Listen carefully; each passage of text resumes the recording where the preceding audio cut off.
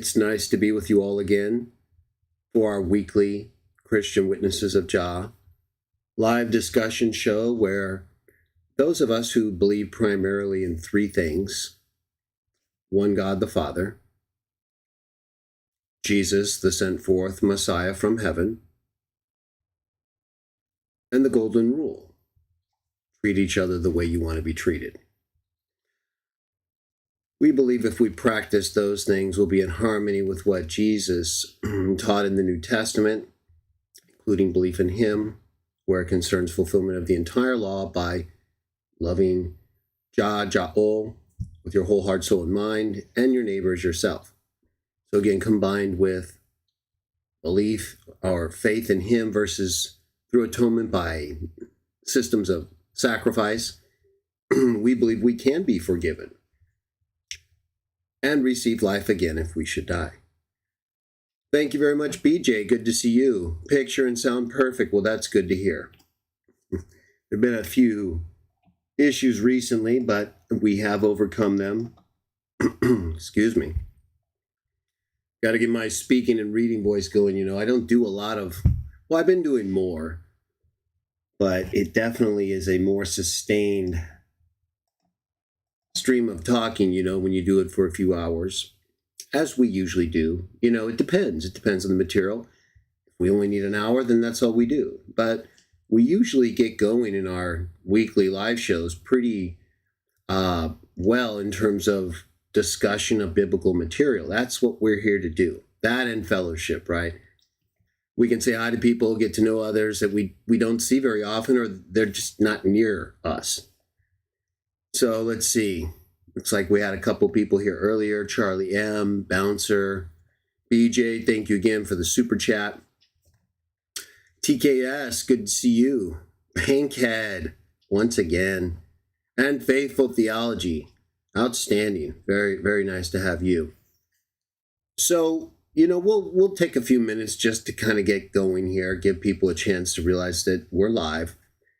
I try to do these weekly live shows at a time that it's hard to get everybody in the way they would like, but I'll mix it up. So probably next Saturday, Miro, I will do it earlier in the day, right? So maybe earlier in the morning type show, maybe around between 10 and 12 my time. I'm in California, right? So your time zone could be very different from what is now for me 6 o'clock, but I try to consider the people on the West Coast of the United States and then all the way across to the East Coast. There's a 3-hour difference all the way on the East Coast. So, and then there are many who are able to tune in at this time, like Betsy. I believe she's in the United Arab Emirates, although she goes to different areas at different times. And I think this is a good time for her, or it will be. I think it's kind of early, but not so early she's not awake, right? So hopefully she'll join us. But otherwise, I'll just mix it up, right? So next week, Betsy, I'm going to do the early show, but then you'll be able to watch it when you get up. Either way, I do appreciate it when you join me live. I know it might not always be convenient, right? We all have things to do. But I try to make it worth your while, right? Something that I think will help you, that helps me, and that will help everybody understand the Bible, right? That's what we want to do. We want to understand these texts so that as we try to live by them, we don't err, right? We don't start to believe or do things that are not taught in them or that are contradicted by what it says we're supposed to do. Now, of course, as a Christian, I mentioned earlier, right, our belief in Jesus as the Messiah, we don't follow like a written code the way the Jews did under the law of Moses. It doesn't mean those laws aren't good or useful or that you can't follow them. It just means that's not how we're judged. We're judged by the master according to what he believes is faith in him, right? Faith in his sacrifice to God trusting in him as the sacrifice that we don't have to provide, that he provided for us. So when we do these live shows and we come together as Christians and we talk about the Bible, right, we'll look at the Old Testament. It's very important. It's incredibly important, right? Just because we don't have to follow a log code the way the Jews did under Moses doesn't mean any of it is any less important to us as Christians today, if nothing else, historically, right? So, and it's also where we learn a lot about the God Jah, his people, and the different agents that Jah uses, right? Many people call them angels. The Bible refers to them as angels. Right, so we have, for example, the Greek word angelos, the Hebrew word malach. These are terms that denote most often spirit messengers or agents of God. They can refer to human messengers as well. The term can have that application, just messenger. But the one God of the Bible never delivers a message from someone else, for someone else to someone else. That never happens because he's not an angel. The one God, the Father, that's explicitly taught in the Bible, not this later Trinity stuff. We'll get to it more in a minute. And if you haven't seen part 1 of this series, you know, the Christian Witnesses of Jah live discussion, it's almost every Saturday. Sometimes I'll take a weekend off or something will happen, but I'll let you know. We talk about different things, right? So I might, you usually can tell by the thumbnail, but I couldn't really come up with a thumbnail for the angel of Jaho. So I just used the words in the sky, different colors to represent the different parts. Originally, it was just going to be the one discussion last week to cover this whole Zechariah 2 question that Trinitarians sometimes weirdly bring up and claim that Yahweh or Jaho is sending Yahweh or Jaho, right? So they try to see it that way or believe it says that. It doesn't. They believe it contextually does. It doesn't. In fact, as we proved last week, right? They believe it's basically that means there's at least 2 persons there. That each one involved, right? Yahweh sending Yahweh. They're both Yahweh. So that's 2 persons of the Trinity. That's how they see it. But the Bible, it doesn't say Yahweh sends Yahweh. The speaker does say he is Yahweh or Yaol, and that he's being sent by Yahweh or Yaol. But it explicitly identifies the speaker as an angel. Now, not only that, as we learned last, if you haven't seen part 1, this whole angels of Jaho and Zechariah, part 1 last week, part 2 this week, we'll probably have like 4 or 5 parts. And the CW Jah discussion shows, as I was going to say a minute ago, we'll talk about different things, but we're doing kind of like a little mini series right now. We're still going to talk about something in the New Testament, like a teaching of Jesus that would be beneficial and useful to everybody outside of this kind of series we have going on. And then we're going to partake. But first, you know, we always have like a main subject. You can usually tell from the thumbnail. This one too, right? The words tell you. Usually you can tell by just what the thumbnail shows. So we're doing this little series because the issue has come up. It's come up before. It comes up a lot. It comes up in relation to, like, for example, Genesis 18 and 19, which we'll get to maybe later. But it's the same thing, though. The Trinitarians don't understand, or they're inconsistent with their reading of the text, right? The text, both in Genesis 18 and 19, and Zechariah 1 and 2, and 3 and 4, as we're going to get to, explicitly state that the speaker is an angel. And in the case of Zechariah 2, 8 through 10, like I was saying a minute ago, it's not even the angel of the Lord. like this one caller to Faithful Theology's channel or commenter during my appearance a couple weeks ago, tried to say, well, they usually will say, right, that the angel, they'll concede it's an angel, like we talked about last week, and as we know, right, because they're liars. They'll use Hebrews 1 to claim he can't be an angel, while simultaneously arguing he's an uncreated angel, this angel we've been talking about in Zechariah and elsewhere, the angel of the Lord, the angel of Jaho. They believe that's a special uncreated angel, that it's literally Yahweh, Jaho, a person of the Trinity. They don't believe that, so they basically claim a category of angel that's not described or presented in the Bible. It's based on their misreading of how angels represent God in the Bible, just like they do the same misreading with Jesus, right? He literally tells everybody, like over and over again, these are not my words. This is not my teaching. I learned this. It's not even my will. You know that? It's the Father. He couldn't be any more clear, could he? I mean, what else is an angel, by the way? If an angel represents and provides the words from someone else to someone else, what are you Trinitarians talking about? You literally believe he's still God on earth. So it's not his words, it's not his teaching, it's not his will, and he tells you it's the Father. That's an angel. That's someone being sent forth for public service. Yet you'll quote Hebrews 1. In fact, let's go to it right now, right? The Trinitarians are insane, everybody.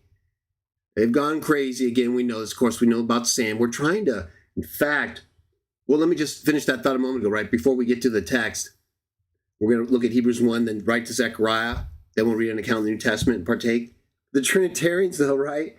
I mean, what they try to do with this whole angel of the Lord thing is to basically tell us that when we say Jesus is an angel, that's not the kind of angel he's presented as in the Bible, right? We're calling him an angel that's different than this angel of the Lord, this special uncreated angel.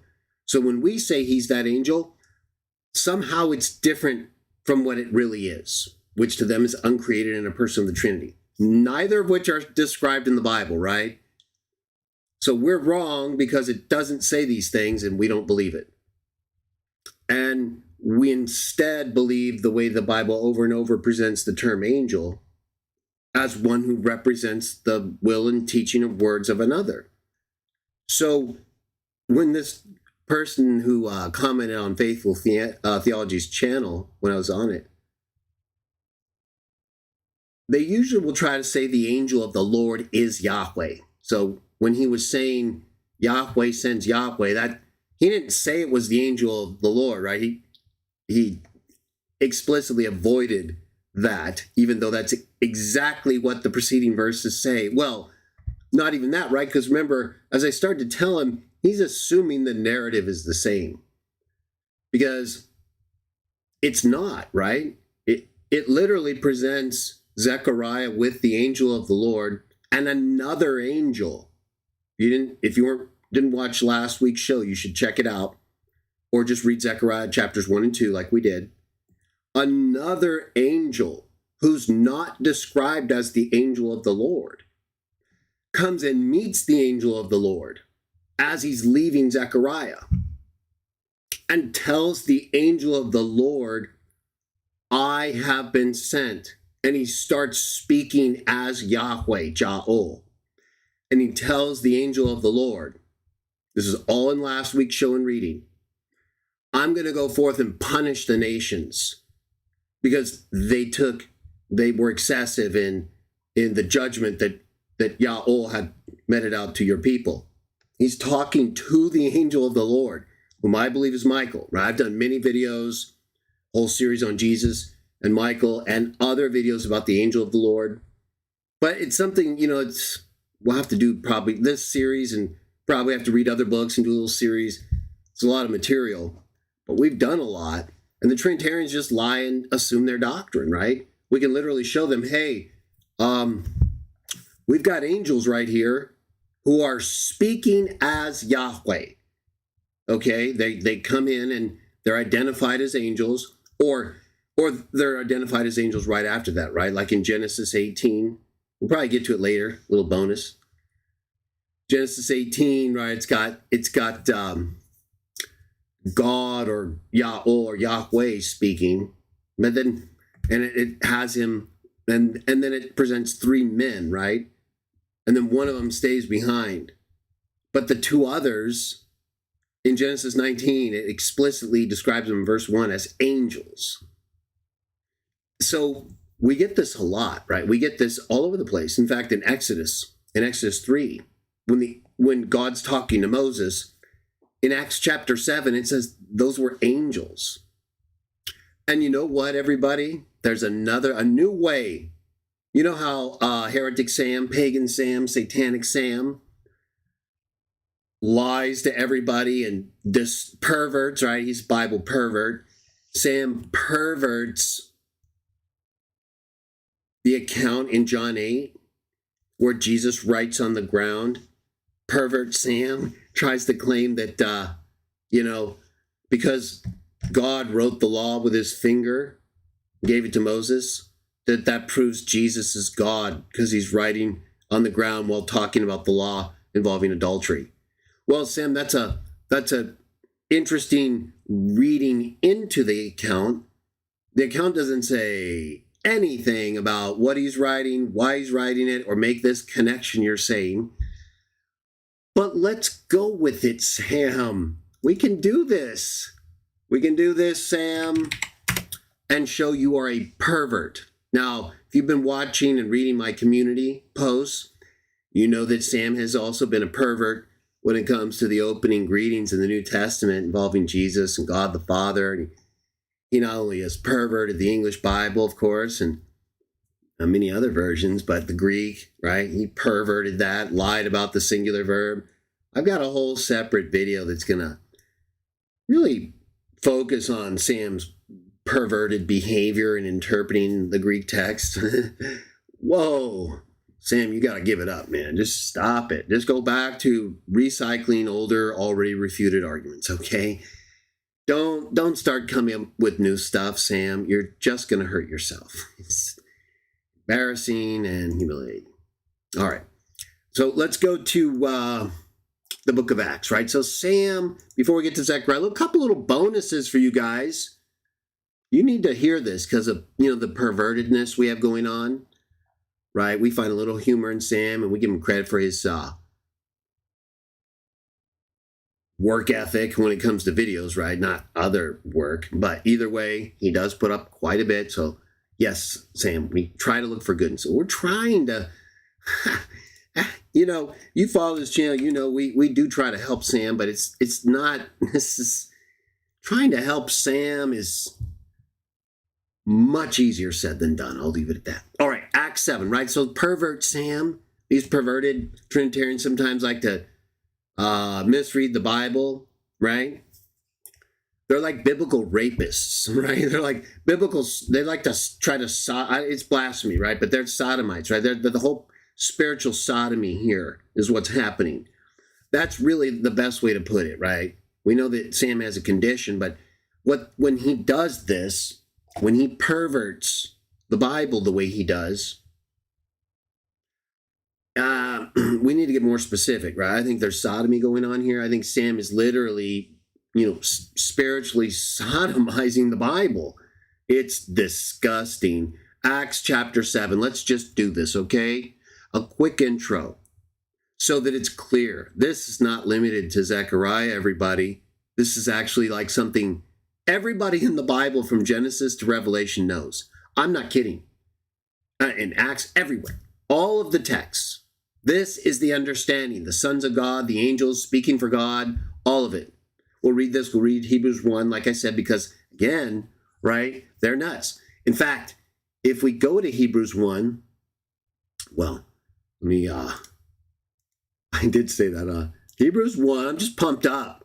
I'm pumped up to see you guys again, be back, right? Be back and talking about Jah, the Bible, right? Exposing perverts like Sam. We're waiting for his 100K video, right?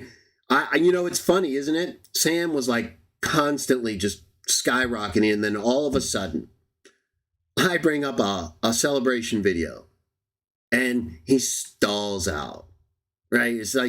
It totally stopped, basically. He's inching his way up, right? I gotta help motivate everybody to subscribe just to get him over the hump. But I think he's doing it on purpose. You gotta understand Sam, right? He's gone. Anything goes with Sam, right? Oh yeah. Why would Sam do that? Right? He wants to get over 100K. Yeah, but if he thinks I want him over 100K and I have a video that's going to expose him more, there's no way to avoid Sam. At some point, you're going to cross that line. Hopefully, right? We're going to do everything we can, Sam. Or I'm going to do a premature, or some kind of, I have to reword it. Failure to launch, some kind of failure. He's going to get over 100K, right? So it's coming. It's all ready to go. It's going to be a live stream. I have a video. And it's not part of the commentary on his demon possession series. Those are already set, right? And then he keeps perverting the shepherd of Hermas. He's, you know what, Sam? I'm going to enjoy totally destroying you piece by piece, almost frame by frame on that video. But we're going to get through the 100K celebration, a couple of your possession videos, and then yes. Oh, you want to talk shepherd of Hermas, do you, Sam? You think you did what? That's so funny. You know what? We'll save it. It's coming. Let's do it. Right, so I mentioned before, though, I said Hebrews 1, right? I brought up a lot of stuff. Man, I'm pumped up, right? Can you tell I'm pumped up? I am. I needed to talk to you guys about all this stuff, right? See how you're doing. Warn you about Sam, right? We've got demons out there. He's going crazy. We know this. There's no escaping it. Not really worried about Sam, right? I'm worried about the damage that Sam is doing to other people. Other people are hearing this retarded stuff, right? His whole singular verb, retard. Here, check this out, right? Let's do the split screen real quick. I have to change it because I'm still working on my monitor, my camera feed right there. So check this out, though, right? Before we go to the Bible Hub, this is what Trinitarians do all the time, do they not? They like to come here, Hebrews 1. They always say this, right? It's very obvious. It says he became better than the angels because he got a better name, right? He didn't come in his own name. He says that in John 5. And there's no use of name that just means authority apart from the name of the actual person whose authority you have because of the name. So if he didn't come in his own name, then he is the Messiah came in the name of his God, Jaho, Micah 5. And then he got a new name better than the angels. See, this is after the resurrection, Trinitarians. Yeah, while he was on earth and before that, didn't have a better name than the angels. It says so right here. Did you read that? I know you have, because you guys read this text all the time. You just ignore verse 4 all the time or try to get distracted onto better, like the early pagan fathers did. Many of the pagans, right? They weren't all pagan, but many of the Trinitarians, right? They go crazy over better when they don't understand. He didn't have the name, okay, that makes him better. He didn't have the name he gets in Philippians 2. I don't know what to tell you, Trinitarians. God's always had his name, okay? That's never changed. You just have to lie about it changing for you. Okay, or your doctrine, right? But then they quote verse 5, right? To which of the angels did he ever say this, right? And as we know, this is talking about him since his resurrection, like we just showed. But because Trinitarians are perverts, many of them, the apologetic nuts, they try to lie to you and claim this is preventing Jesus from being an angel, right? Because in verse 5, to which of the angels did he say this? What he says to Jesus in fulfillment of the prophecy, right, from the Psalms about his resurrection. You are my son, I today have become your father. And so he's differentiating between the angels and Jesus when? Since his resurrection, right? Since he became better after getting the new name. Trinitarians don't understand that. they think this always is or was the case, right? Because they always what, everybody? They believe Jesus was always God, I should say, right? That never changes for them. This whole giving of the name blows their mind. Like I explained to Dr. White during our debate, separate clip out there also. They don't understand, right? They need Jesus' human nature to not be Yahweh, so he doesn't know all things and all this other stuff, right? And they try to throw into the human nature consciousness and create two people, but claim it's only one person. Lie. What they end up doing, though, right, is failing to understand that he's being given the name he didn't have before that makes him better than the angels. Yeah. Right. And he didn't come in his own name. He came in the name of the Father. What name is that? Well, the name he got right here. Right? This makes him better than the angels because he's on the Father's throne, Trinitarians. You understand how that works? It's temporal. Like we're going to read right now with the angels. Although here it's different, right? This is him after the resurrection. This isn't him before becoming a man like with the angel of the Lord. And that's why it says, to which of the angels did he ever say? To none of them, right? Because he said this to a man, or the one who died as a man, and then when he resurrected him, firstborn from the dead as a spirit. Colossians 1, 15 through 18, 1 Corinthians 15, 45. See, we don't have to lie. We don't have to read into the text. We're not putting our faith in what's next. We look at the text, and right here, right? Very clear. Now, Trinitarians lie because they don't understand what I just said. Remember that. But they try to use this and say, how could he be an angel? What are you talking about? Trinity. No. Well, first of all, again, he's talking about resurrecting him from the dead. Not an angel who materialized as a man. No. Not even the angel of the Lord, whom you believe Jesus is, contradicting what you're using this text for to claim he's not an angel or never was. See, we don't have that problem because we believe that he was a man, died, then this happened, which is exactly what the context says.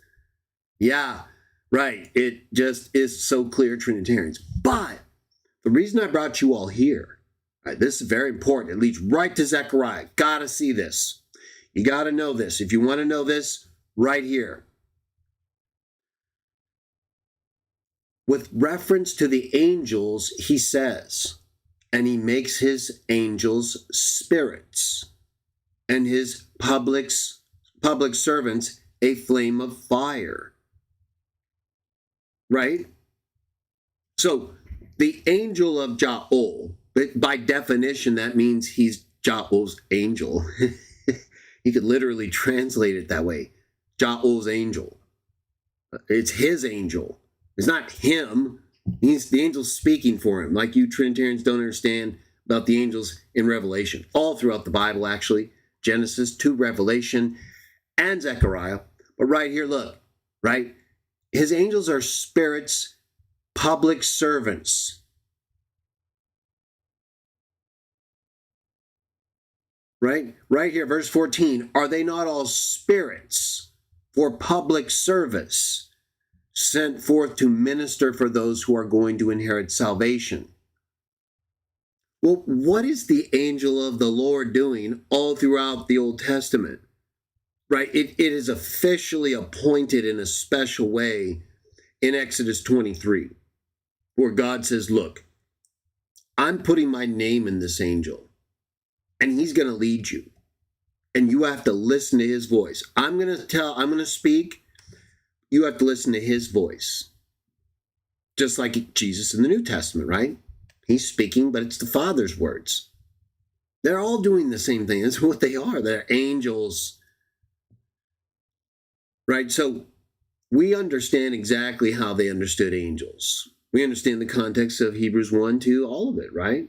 But for Trinitarians to lie and confuse people about their doctrine, remember, they've got to use words that are like what the Bible says, but mean something totally different, like angel here, or in the Old Testament, or this one angel. Or sometimes they think, like with the 3 men who appeared in Genesis 18, 2 of whom are identified as angels right off the bat in Genesis 19.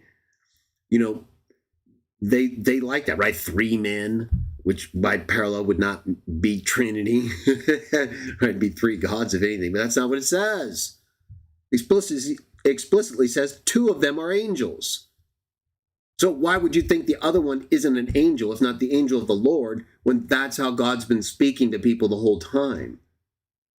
That's how he speaks to people, even if it says it's God talking. We'll see that tonight. But look again, right?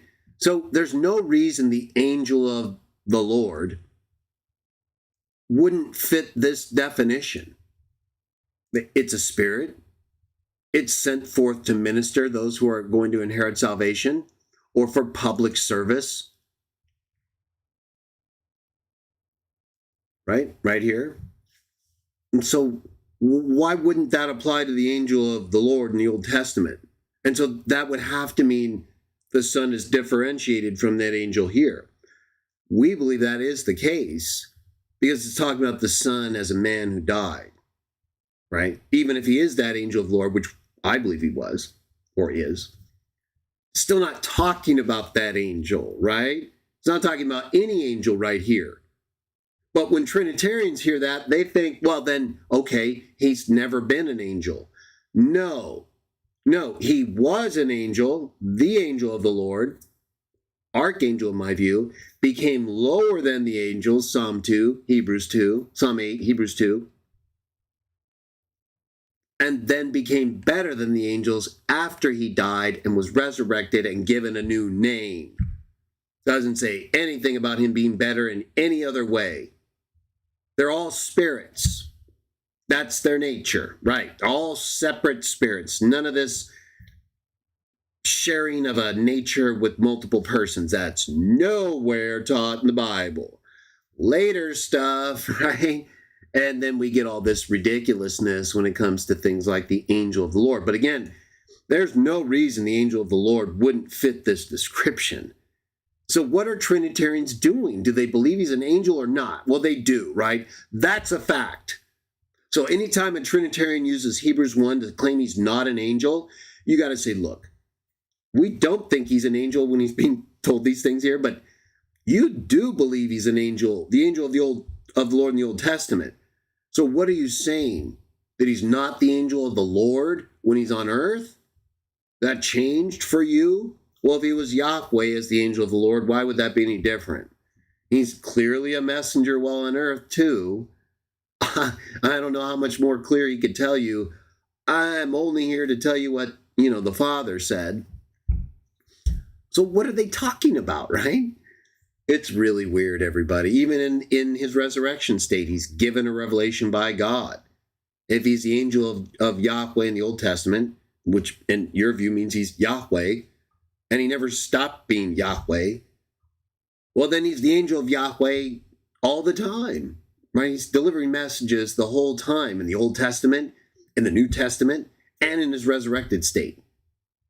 So, the way Trinitarians have positioned themselves for total destruction, everyone, all you have to do is remember they can't interpret the Bible. They're just trying to read their doctrine into it. And once you see that, you can recognize, hey, you're contradicting yourself. You're using terms in different ways here. You're saying this angel is somehow an exception to all this, but no, everything it says clearly applies to the angel in the Old Testament. The angel of the Lord too. Yeah, he was a public servant, sent forth to minister and serve. In Zechariah, in our reading last week of chapters 1 and 2, it was clear. The angel of the Lord prayed to Jaho and got words. He kept asking, when are you going to do this? When are you going to do that? And Jaho sent back good words that the angel didn't know. Proving the angel of Jaho, the angel of Yahweh, the angel of the Lord is not Yahweh, not omniscient, not co-eternal, not co-equal with the Father. No, he's an angel, Trinitarians. Can you read Hebrews chapter 1? You understand what an angel is, Trinitarians? Okay, so any angel, period, right? This doesn't apply to the Son as a man. He's not an angel as a man. He became lower than. I don't know how many times we have to quote it to you. It's literally the next chapter of what I am highlighting for you right here. We've read it many times. You just ignore it and lie. So we will ignore you and tell the truth. He became lower than the angels, wasn't an angel when these things were said to him. Therefore, we're consistent. You're lying. Anything else? Can we help you with something else? You need more? Okay. Acts chapter 7. These, you know what? They pumped me up, everyone, because Sam and his lying, right? His despicable behavior. Sam and his bad behavior and lies. Oh, man. I know. Well, I know. All these things. Well, Sam is, of course, a pervert. We've made that very clear. There's all kinds of things going on. Let me see.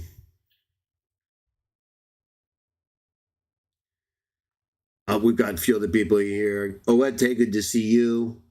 We'll get back to the reading in just a second. David Bannister, Jovan Leva, Crystal Saul, good to see you.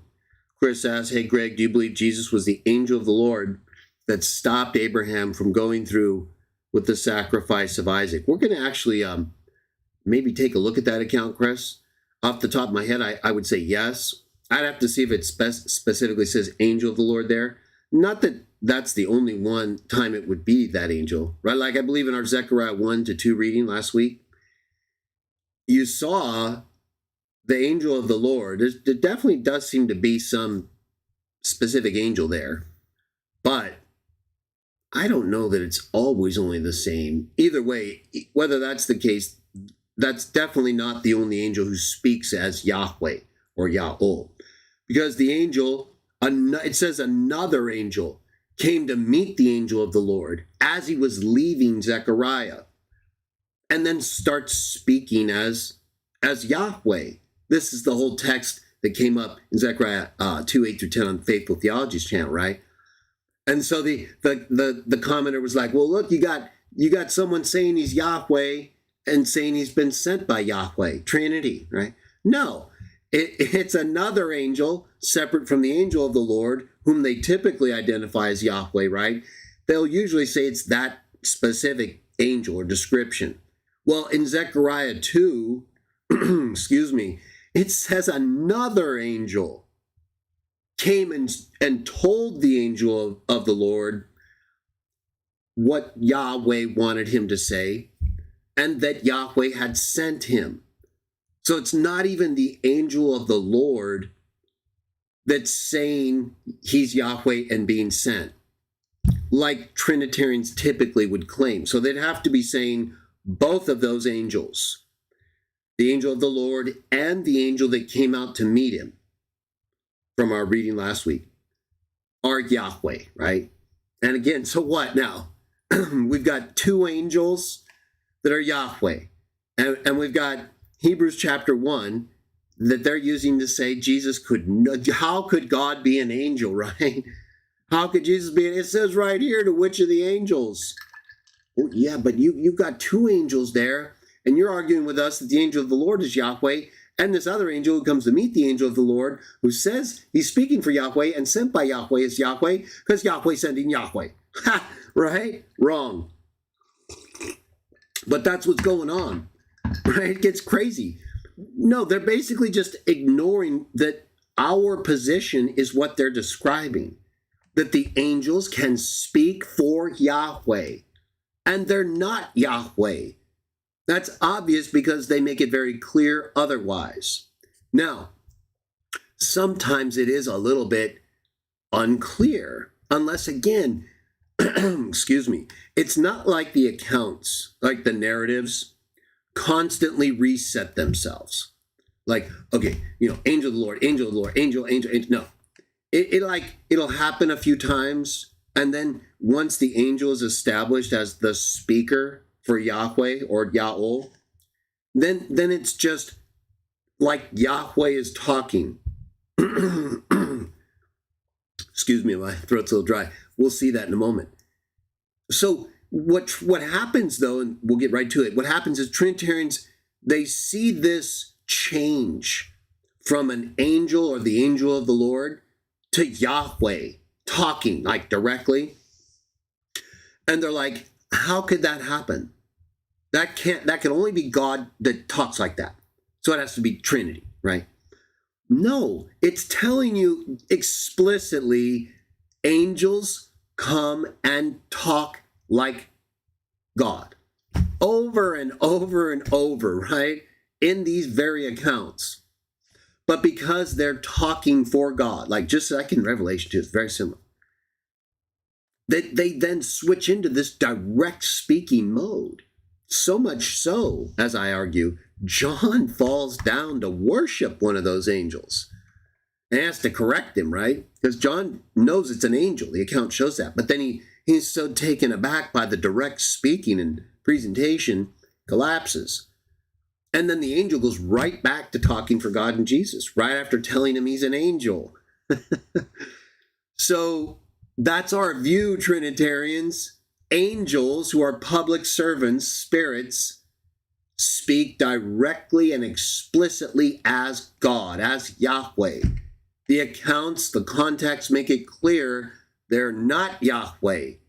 They're going to speak for him. Yeah, they're his angels. And that's what they do. That doesn't mean Trinity. It means what we're telling you, that you can speak as God and for God without being God, without having to share his divine nature. So let me just show one other account, because I want to cover everything I said. We'll get right to it, but it won't be as long of a chapter 4 is kind of brief. Plus, this is good stuff. We need to kind of cover it together, right? Even though it's specific to Zechariah, there's a little foundation here. We need to make it clear, and again, if you haven't seen part 1 last week, I think you should start there, or we'll finish this, but then go there, because it's very clear the angel of the Lord in Zechariah 1 and 2 that we read in part 1 is not Yahweh. He prays to Yahweh. He's given new words by Yahweh. And then him and another angel deal with Zechariah as Yahweh, as Jaho. And Trinitarians are using this narrative convention, this way of speaking. They're using that to try to support their doctrine. How is that the case? How does other spirits who are sent forth for public servants, right? These are spirits. They're there communicating Yahweh's will, his words, literally in real time with the prayer. How does that make them Yahweh? The same way it makes Jesus, because he's literally telling you exactly what Yahweh says. And that's almost word for word what Jesus says he's doing. So I don't know why Trinitarians, they get so hung up on this direct representation, right? Like Dr. White, he's identifying him as Yahweh. No.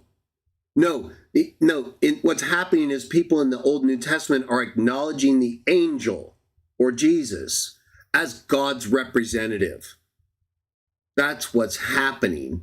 They're not identifying a person of a triune God. They don't even know what you're talking about. They wouldn't even know what you mean. Homoousios? What? One nature, 3 persons? No, we don't know what you're talking about. Spirits. Yeah, they're just all spirits. Right, one's the Father, the others are sons. Spirits. Right, the sons are angels. They go forth. They represent their fathers. Spirits. What are you talking about? Acts chapter 7. Then the high priest, let me bring you guys up right here. Right, right here. NIV, then the high priest asked Stephen, are these charges true? Verse 2. To this he replied, brothers and fathers, listen to me. The God of glory appeared to our father Abraham while he was still in Mesopotamia, before he lived in Haran. Verse 3. Leave your country and your people. This kind of ties in with Chris's comment a little bit. God said, and go to the land I will show you. But I'm using this, excuse me. I need to take a drink. I've been trying to put it off. My throat keeps staying dry. I think the fan a little bit too. And I've got the arrow, but that's good. That's what I need right there. Remember, I brought up earlier Bible pervert Sam, right? He's a pervert. And we know about his perversions in many other ways, most recently with the opening greetings of the New Testament letters. Separate video coming on that. Bonus 100K celebration if Sam ever makes it over the hump. And if he doesn't, we'll also celebrate that. But pervert Sam recently tried to argue that in John 8, he totally blew the whole adultery account too. I'll get to that later. But he tried to argue in his perverted way, right? His spiritually bankrupt and retarded way, that Jesus writing with his finger in the earth in the context of discussing adultery means he's identifying as Yahweh. See, Sam, you're a pervert, okay? We're going to go with your premise, Sam. We're going to take your perversion of John 8 because, you're like literally adding stuff to it that's not there. Distortion, perversion, take your pay. We're going to use your perversion to show you're not only perverted, but retarded, okay? Because you're actually coming up with an argument that disproves your belief. Although, because your belief is ultimately, basically, capable of contradicting itself when needed, that's about as far as we can go with it, right? The point where you have to contradict it, like right here, where we're going to show your perversion of John 8 and the finger writing, actually proves Jesus is an angel. Did you know that, Sam? Yeah. You tried to prove that it means he's God, but you're a pervert and a spiritual retard. So even though it's unfortunate you have to mislead so many people with your lies and blasphemy, we're gonna make sure we make it clear you are gone. Right? Anyone who takes you seriously, prepare to fall in a pit. Verse 4, so he left the land of the Chaldeans, settled in Haran, after the death of his father, talking about Abraham. God sent him to this land where you are now living. He gave him no inheritance here, not even enough ground to set his foot on. But God promised him he and his descendants after him would possess the land, even though at that time Abraham had no child. God spoke to him in this way for 400 years, your descendants. I'm going to skip a few things. We don't need all the historical narrative stuff, right? Focus on the events related to angels, okay? And this whole finger writing and the transmission of the law, right? Pervert Sam claims in John 8, when Jesus was writing the ground, when they were talking about adultery, that somehow proves Trinity, or that Jesus is Yahweh who gave Moses the law. No, Sam, it just proves you don't know the Bible, which we already know, but which we're prepared to show continuously, so people don't forget, right? Kind of like another monument, similar to the collapsagon, right? Ongoing monument to your shame and perversion. He talks about how God said afterward they'll come out of that country, worship me in this place. He's going to punish them as they serve. Right? He goes on, gave Abraham the covenant. Right? His sons, later Isaac, father of Jacob. Jacob became father of 12 patriarchs. And Joseph got sold into slavery. God was with him. Right? Joseph had wisdom, gained the goodwill of Pharaoh. We're going to skip through it till we get to the key parts, right? But we'll just read a little context so you see it right to the point. And then right to Zechariah 2, right after this, 2, 3, and 4. Talks about how Jacob and them came to Egypt, all the events that happened there, right? We'll just keep going as we move through this account to get to the point where Moses got the law. Actually, you know what I'll do? I'll bring it up just to help us get there faster, since we don't need to read the whole. I thought maybe I could click through it a little faster using Bible Hub, but it actually can sometimes take a little while, as you just saw. So, let's see right here. We'll go to verse 30 first, verse 29, right? We're talking about the angels, right? Old Testament, how they speak for God. Pervert Sam claims John 8, writing with the finger, talking about adultery, proves he's God. Trinity, no. Acts 7:29, when Moses heard this, he fled to Midian, where he settled as a foreigner and had 2 sons. Verse 30, after 40 years had passed, an angel appeared to Moses in the flames of the burning bush in the desert near Mount Sinai. Now, it doesn't say angel of the Lord here, but if you read that account, it doesn't really refer to an angel at all. It refers to God. So this is how the New Testament Christians explain those accounts that explicitly present God speaking to Moses. They say it was an angel who not only spoke, but who appeared in the bush, right? Because what did we read in Hebrews 1? They're flames of fire sent forth for public service. That's exactly what the angel of the Lord does all throughout the Old Testament, and what that angel in Exodus does according to Acts chapter 7, verse 30. Right? And then he goes on to quote the account as referring to the Lord, right? To Yahweh, Yaho speaking. But it just said it was an angel that appeared to Moses. So it's literally here in Acts 7 doing the very thing we see in Zechariah. Chapters 1 and 2 last week, 3 and 4 this week, maybe a little 5. Introducing an angel. And in Revelation, right? The angel's the one Jesus gives revelation to, presents it to John, speaks to him all throughout. After the angel is introduced, the account is written and is spoken as if it's Yahweh, it's Yaho. That doesn't change anything, and it doesn't make the angel Yahweh. What it makes it is an account that explains to you what's going on. Yeah, God was speaking. God talked to Moses through an angel. It was an angel that appeared to him, right? Just like in Zechariah when you see the angel there and then it talks as God. Same thing. That's basically what Acts is saying right here, right? What's the difference? What's the difference between what we just read in Acts 7:30, that it's an angel that's appearing to Moses in this bush right here and talking to him?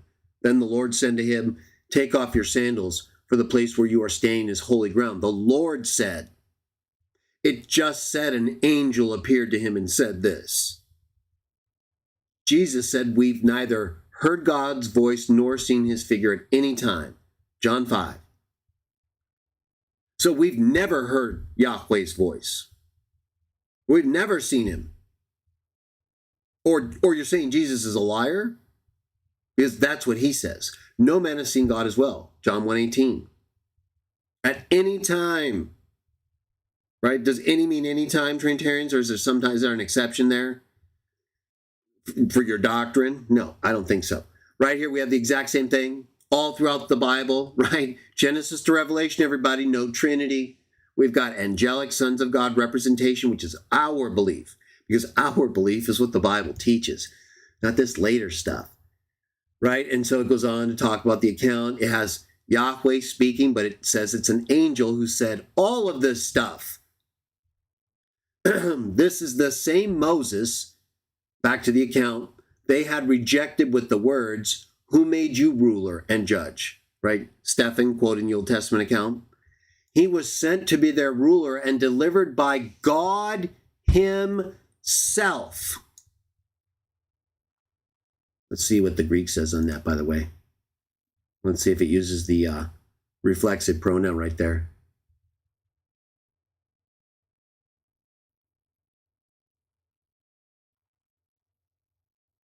No. Well, no, it just says the God. Okay, that's fine. So we'll go back to that. NIV though,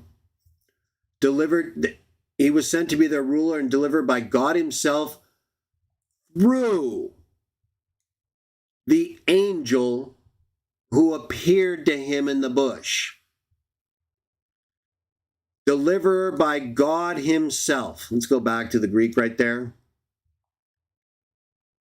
This Moses whom they rejected, having said, "Who you appointed ruler, him whom God and ruler appointed ruler and redeemer sent by the hand of the angel, having appeared to him in the bush. Him whom God, ruler and redeemer, sent by the hand of the angel. Not even the angel. Well, no, because the two follows what, it refers back to, but it's being used, right? The hand of the angel, the one who appeared. It's being used substantively, right? The one. So you have the article, but it's being used as a noun, basically, with an understood noun. Sent by the hand of the angel, the one who, having appeared to him in the bush. This is how the Bible talks, everybody. And this isn't even the part I was trying to cover or getting to, right? Because remember, we're refuting pervert Sam. All of this refutes pervert Sam and the Trinitarian perverted doctrine. This has nothing to do with Trinitarians who don't really get into this deep pagan doctrine and try to force people to believe it or they're heretics, right? Kind of like Watchtower stuff. Either way, Trinitarians are masters of the heresy, right? Oppression and perversion. They love to use false doctrine to get you to conform. And Sam especially. As I've said, I think he would fit very well into the Inquisition period. He probably hopes we go back to that. Sorry, Sam. All right, so we go a little further, right? We get to the Red Sea. Moses, who the Israelites told God, will raise up for you a prophet like me. Verse 38, he was in the assembly in the wilderness with the angel who spoke to him on Mount Sinai. You know, if you read that account, I've done it in other videos about the angels in the Old Testament, and maybe we will do a separate account about a separate series or video on more of these texts in the Old Testament, but we're doing Zechariah right now. We're getting to it. It's coming up. It's foundation stuff, right? We need to understand as we read the rest of Zechariah how it fits in with the whole context of the Bible and biblical thought from Genesis to Revelation. It's all the same, everybody. It only changed later. Genesis to Revelation, it's all this. It's all angels, sons of God, speaking for and as God, but actually they're not God. There's one God, the Father, and others who are called gods, whether in heaven or on earth, showing they actually exist, just as there are, proving they exist, many gods and many lords. 1 Corinthians 8, 4 through 6. And that one God who's an exception to all those other gods is not Trinity. Father. It was the angel that spoke with him, Trinitarians. What did the angel speak to Moses on Mount Sinai? Isn't that where he got the law, Sam? Let's keep going. Acts 7, 39. Talking more about what happened here. Talking more about Moses, the events following the Exodus, right? The golden calf.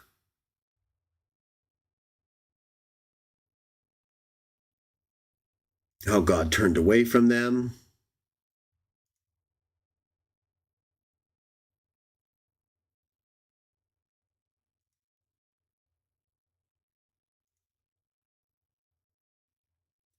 Let's just see real quickly here. There's one more text.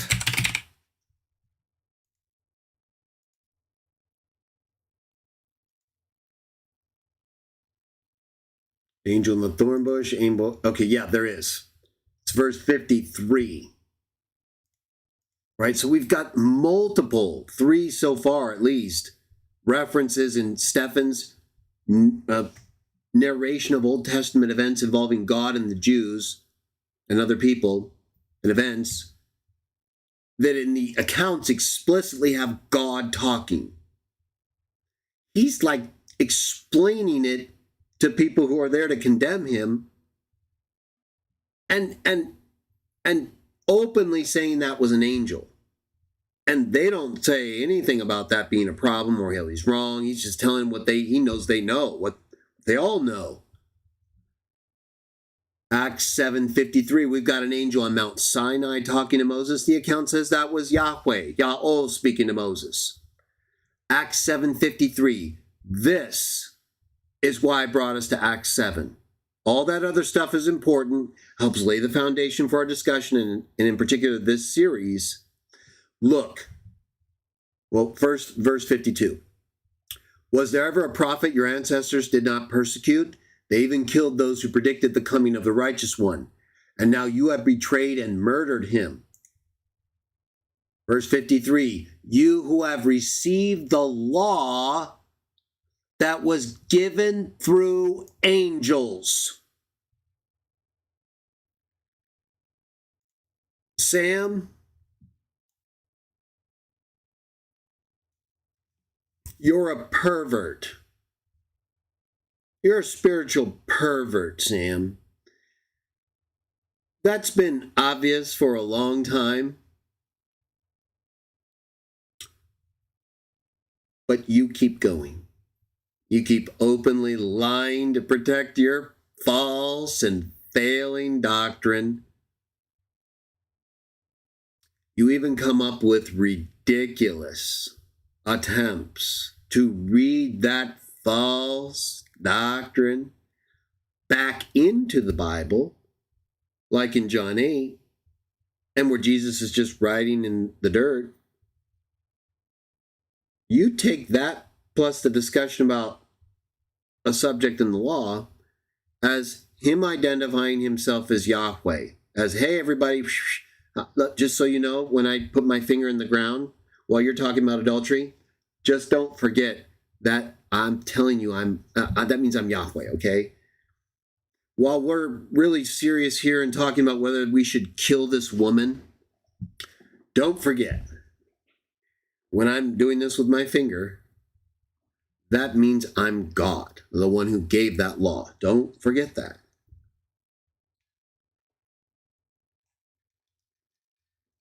Nothing in that account suggests that, does it? I mean, it's really weird, but we are talking about pervert Sam. And yet right here, we can see in Acts 7:53, the law was given to Moses, Sam, through angels. Yeah, right. So the angels were the ones, that also, like we read earlier in Acts 7, Sam, you may not have ever read that chapter because you're a pervert and you don't read the Bible, obviously, or you may read it, but you're not like learning it, obviously. The angels were there talking to Moses in the bush. They're on Mount Sinai. They're giving the law. So if the angels transmitted the law, pagan Sam, how did Moses receive it? Right, it was written. Exactly. So your perverted use of John 8 actually proves you are a false teacher again. You not only raped John 8, you spiritually raped and attempted to sodomize the biblical text, perverted it for sure, right? And of course, we had to seize you, right? We had to apprehend you and stop this. What we're doing right now, right? We're letting everybody know, hey, that guy gone, right? All that stuff he made up about the finger. Yeah, no, he was thinking about the finger in the peanut butter jar. And he got a little carried away, right? Got a little hungry right there. And, once Sam enters into that state, there's sort of a delirium that happens and he's just gone, right? He makes these really strange connections like you see here that, writing the law, even though that doesn't say that's what Jesus was doing, Sam, he perverted that into it. Even that disproves his false doctrine because it was angels that actually wrote that, Sam. Yeah. It says it was God speaking to Moses in the bush? No. In Acts 7, under Holy Inspiration, angels. It says in the Old Testament it was God speaking to Moses on Mount Sinai? No. Same account in Acts 7, inspiration, angels. You know how it says that, God gave Moses the law, Sam, finger of God and all that stuff? No. Wrong again. angel Sam, right? It says like, through an angel. It was God, but through an angel, right? You gotta like put them together, Sam. When you do that, Jesus is an angel. Like he tells you that all over the place, by the way. You even admit he is, and then just deny it at the same time. Know all things, don't know things. Isn't that vain? Right? Same thing, basically, right? Gone. Invention from later times. And so here we are. Now, let's get to the real deal, right? Zechariah. Let's go, everybody. We left off here. I wanted to cover that material because, again, right? We've got some people out there who are gone. They have, like the commenter to Faithful Theology's live stream, Zechariah 2, 8 through 10, we talked about it, gone, right? Doesn't even understand it's not the angel of the Lord talking, and that the angel of the Lord actually prays to Yahweh earlier, gets new words he didn't have. Pre-incarnate state, right? You pagan Trinitarians who like to lie about Jesus' human nature being sort of your default, depository for every argument you can't handle. No, angel of the Lord doesn't have human nature. Yeah, and he doesn't know those words he got from God that he prayed to. Right, and the other angel that comes to meet him also speaks as God and says he was sent by God. So it's not God sending God, it's God saying an angel, and that angel speaking for God, right? Just like we saw several times in Acts 7. Do you guys have that chapter in your Bible, you pagan Trinitarians? We need to verify that, huh? Something's not right. Somehow they're missing Acts 7. Except like somehow they get to only the end, huh? Where Stephen prays or, he calls out to Jesus. They think that's somehow a problem for us in some way after he's been raised to the right hand of God, given all authority, power, everything on God's throne. Either way, they love going there to the very end, right? Let's just skip all this other stuff. Either way, Zechariah, let's do it. I think we completed, let's make sure, where did we go? Okay, I think the last verse we read here. Let's go back real briefly, though. We don't want to cover it all too much, right? Because let's just, from verse 11, right? This is the angel. If you want the details about what I'm saying now, and I've said several times, just watch part 1 last week's show, or read Zechariah 1 through 2. It's very clear. The angel of the Lord is here, and another angel comes to meet him as he leaves Zechariah and tells him things, speaks as Yahweh, and then says he's sent by Yahweh, Yahweh. And he does it also right here. He's speaking for Yahweh right here. But it's an angel. It's not even the angel of the Lord speaking. This is the angel that came to meet the angel of the Lord. And this is what he says. Many nations will be joined with the Lord, capital L-O-D, right? Morally bankrupt representation of Yahweh or Yahweh. But it's not the subject right now. Still, one time. In that day, and will become my people, right? So again, you have the angel talking, and you have this sort of third person reference, and you have this first person reference, just like we saw in the first 2 chapters to this point, and like we've seen elsewhere, in particular in the book of Acts, in its explanation of Old Testament accounts where the same thing is happening. I will live among you, and you will know that the Lord Almighty has sent me to you. This is an angel, okay? He's speaking for Yahweh, Yahweh. And he's being sent by Yahweh, not just to speak for him. Like we read last week, right before this, but we just covered it. So it says what I'm telling you, trust me. He says he's going to punish the nations. He's talking to the angel of the Lord. And he refers to the Israelites as his people, because I believe he's talking to Michael, right? The prince of Israel, the prince of you people, like Daniel says. So the angel of the Lord, in my view, Michael, and I'm going to try to further prove that in a moment, the angel that comes to meet the angel of the Lord starts telling him what he's been sent to do. He starts talking as Yahweh, but he also is talking as himself. He's telling him he was sent by Yahweh to tell him these things, to tell the boy, Zechariah, and then he's going to punish the nations. And then he says, once this happens, you'll know that Yahweh has sent me to you. And so he's going on, it's right before this, says the same thing again, that this will happen with Yahweh, he will live among them, and that they will know that Yahweh, Yahweh, has sent this angel to them. That's what it's saying. The more the apologetic nut who commented during the live stream on Faithful Theology's channel didn't want to disclose this is an angel, not even the angel of the Lord. It's an angel talking. And Trinitarians can't figure that out. They just can't handle it. Even if it's an angel, to them it's not an angel, or it's not your typical angel. It's not a Hebrews 1 angel, right? Those are spirits. Those are flames. Those are sent forth as public servants. Oh, these angels are too? So what's the difference? Yeah, I'll tell you the difference. Your pagan doctrine that forces you to the reality, this is the pre-human Jesus. It's an angel. It contradicts your doctrine. And so you pervert.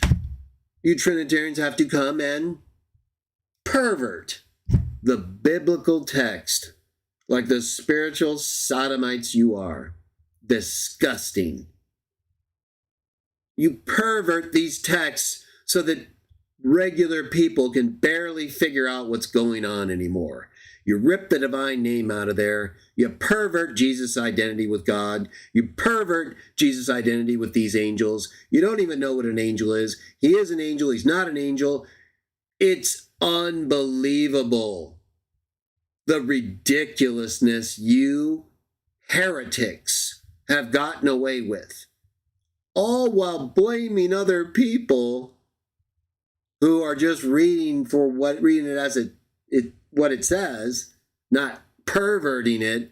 You're claiming we're the heretics. That is so satanic and evil that you perverts, while removing the divine name from the Bible and following after a pagan emperor, can't even figure out what an angel is. So much so you think it's part of the Trinity. After arguing with us, no member of the Trinity could be an angel, or at least not the Son. The very one you claim is this angel, or at least the angel right before this angel, right? Because this is not the angel of the Lord.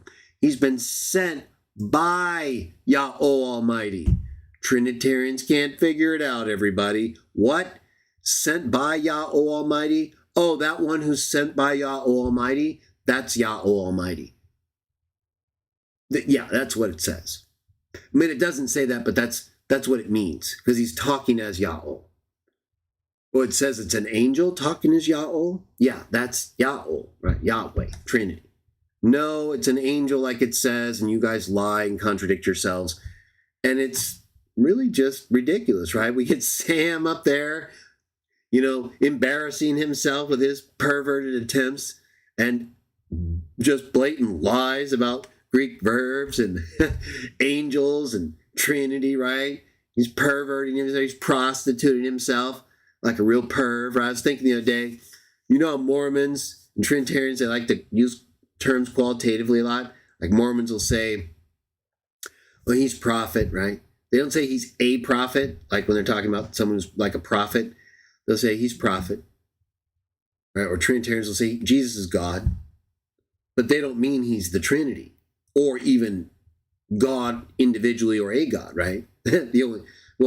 God individually or a God, the only use is known about in the biblical times. And they didn't have any concept of this Trinity, this nature that was shared by three persons, right? It's later. But when they say Jesus is God, it's kind of like Mormons and prophet. He's prophet. Jesus is God. So they're using it purely qualitatively, right? It still means the person who's prophet is a prophet. And it still would have to mean the person who's God is a God. Or God, if there's only one. They just reinterpret it, though, right? For Trinitarians, person of God. It doesn't just mean divine quality that makes one a god or God. It means Trinity, person of the one God. Whole different thing. But I start thinking, well, that's okay. Well, Sam's perv, right? He's perv, right? He's got the quality. He's perv. He's just qualitatively fully perv, especially spiritually, right? He is a biblical rapist. Sam literally tries to sodomize biblical teachings. That's disgusting. That's why we deal with him. He's a pervert. You had a pervert running around your neighborhood, exposing himself to your daughters and neighbors and you. What would you do? Right? You have to quarterback sack that guy, right? Cover him up until the paddy wagon gets there. No perv. No perv. No. Well, he's doing it spiritually. He gets up on his ridiculous soapbox every day almost, if not multiple times a day, and exposes himself, right? He perverts himself, right? He's out there running around spiritually naked like a rapist, just looking to rape the truth. We got to stop him. Right? We gotta seize hold of him and until the authorities arrive and put him away. Right? Send him into the abyss. 1,000 years, Sam. Or until you stop, right? This gotta stop. This perversion, this lying you keep doing, or we have to do something. Something has to be done, right? Everyone has to know, pervert here, right? That's why we're trying to get him up there so everyone can see, right here, look. This guy's gone, right? This is Trinity right here. So this is the angel talking, right? Sam's been perverting this whole account. Zechariah 2:12, the Lord will inherit Judah as his portion in the Holy Land and will again choose Jerusalem. It's the angel talking, not the angel of the Lord, the angel who came to meet the angel of the Lord, neither of whom are Yahweh or persons of Yahweh. They're angels, like the Bible presents them as, and as they are defined as being in Hebrews 1. So Trinitarians are perverts and create contradictions all over the place. This is just one of them. It's one of their more ridiculous perversions, right? He's an angel, he's not an angel, right? This angel's Yahweh, this angel prays to Yahweh, gets new information, didn't have it before. Another angel comes, talks like Yahweh. Trinitarians can't figure it out. No, they're all Yahweh, Trinity. Be still before the Lord, before Yahweh, Yahol, all mankind, because he has roused himself from his holy dwelling. This is the angel who came to meet the angel of the Lord, talking as Yahweh, for Yahweh, having been sent by Yahweh, Yahol, God, not Trinity. Then he showed me, chapter 3, verse 1. Okay, this is critical. This is the big deal. This chapter right here, I believe, is not only a continuation of the clear biblical teaching that the angel of the Lord is not Yahweh or Yahweh, it's an angel. But I believe this account we're going to read right now provides even more evidence. This is Michael. Let me just verify that everything's going okay before we actually read on the live chat. Right? Oh, we got Betsy. Nice to see you, Betsy. Good to see everybody. Looks good. Okay, let's get back to it. All right. Verse 1, then he showed me Joshua, the high priest, standing before the angel of the Lord, and Satan standing at his right side to accuse him. Okay. We have the angel who's been talking to Zechariah, or been speaking these last few verses, who came to meet the angel of the Lord. It says, as we discussed in part 1 and earlier in Zechariah 2, the angel of the Lord was leaving Zechariah. Another angel came to meet him, started telling him what he was there to do. Started speaking as Yahweh, saying what he was going to do, and then he was sent by Yahweh, Yahweh. Then it says, then he, that would have to be the same angel who's been talking to him. There's no reason to think there's any change here. Then he showed me Joshua, the high priest, standing before the angel of the Lord, angel of Yahweh. And Satan. Now, okay, so now we've got some significance, right? We've got Satan himself, an angel, and the angel of the Lord, and a high priest, Joshua. Now, can you think of another account involving an angel and Satan in the Bible? Not Jesus in the New Testament. Let's leave that out for now, okay? Can you think of another account involving Satan and an angel? Any angel?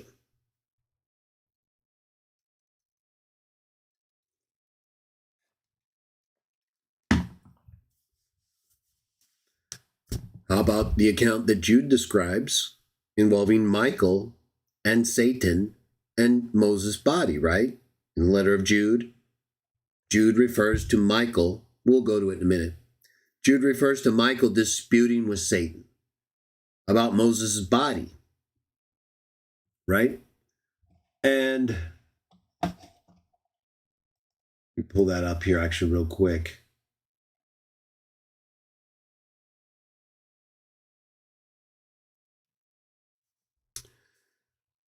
So in Jude, he's describing this encounter with Michael and Satan, right? And he says even Michael didn't blaspheme Satan, but said, may Yahweh, the Lord, rebuke you, right? And Trinitarians like to say, well, why would, if Jesus is Michael and Jesus has all authority, why would he have to do it? Well, he didn't have all authority at that point, Trinitarians, as I've often told you in reply. It's different in the New Testament. Once he gets all authority, as Michael, I believe, in Revelation 12, he immediately throws Satan out. So what are you talking about? Michael beats Satan up and throws him out. The idea that just because, according to Jude, he deferred to Yahweh somehow means he's not Jesus. I don't follow your logic there at all. But either way, remember that account, okay? And we'll go to it in a minute. Right here, you have the angel of the Lord, the angel of Yahweh, Satan himself, the very one who was arguing with Michael, here with the angel of the Lord, and another angel who's showing him this. Verse 2. The Lord said to say, let me get to it. Sorry about that. Let me make sure you guys read that, right? I read this one. I didn't have you up. Then he showed me Joshua, the high priest, standing before the angel of the Lord, and Satan standing at his right side to accuse him. Verse 2. The Lord said to Satan, the Lord rebuke you, Satan. The Lord who has chosen Jerusalem rebuke you. Is not this man a burning stick snatched from the fire? Okay, now notice here, it starts off saying Yahweh or Yahweh. It doesn't say the angel of the Lord. But we know what? We know that the figures here are the angel who's talking to and showing Zechariah this, Joshua the high priest, the angel of the Lord, and Satan. So then it says, the Lord said to Satan. Now this is where Trinitarians, especially Sam, go nuts. I'm surprised, in fact, that the commenter to Faithful Theology's channel didn't cite this, because they try to say that this proves the angel of the Lord is Yahweh. But did we not read earlier, everybody, several times, not just in Zechariah chapters 1 and 2, which in part 1 we did, where the angels speak directly as, and it says, the Lord Almighty declares the Lord Almighty, after the angel speaks for Yahweh several times, and it'll say it again here as it's coming up. the angel that's talking for Jaho, the angel of the Lord, and the other angel, they start doing that. And then it breaks and says, declares Jaho or Yahweh the Almighty. So that's the same thing here. And in fact, in Acts 7, right? What did we read, everybody, in Acts chapter 7, verse 30? Remember, I took us there so we had some foundation, so you not only understood the whole relationship between Jaho and the angels in the Bible and how this all works from Genesis to Revelation, but remember right here how it talked about the angel. An angel appeared to Moses in the flames of a burning bush in the desert near Mount Sinai. When he saw this, he was amazed. He went over to get a look. He heard the Lord say, I am the God of your fathers, the God of Abraham, Isaac, and Jacob. Like presenting himself just like in Exodus 3 as God, right? I am who I will be. I will be who I will be, right? This is what it's referring to, that appearance. But everybody, it doesn't matter, does it? Does it matter that the angel is actually speaking like this here? Or hear the Lord say? When it explicitly first makes plain it's an angel speaking for God. It says that even earlier in Acts, or later, right? Several times. By means of the angel. Spoke to Moses through an angel on Mount Sinai. Law transmitted through angels.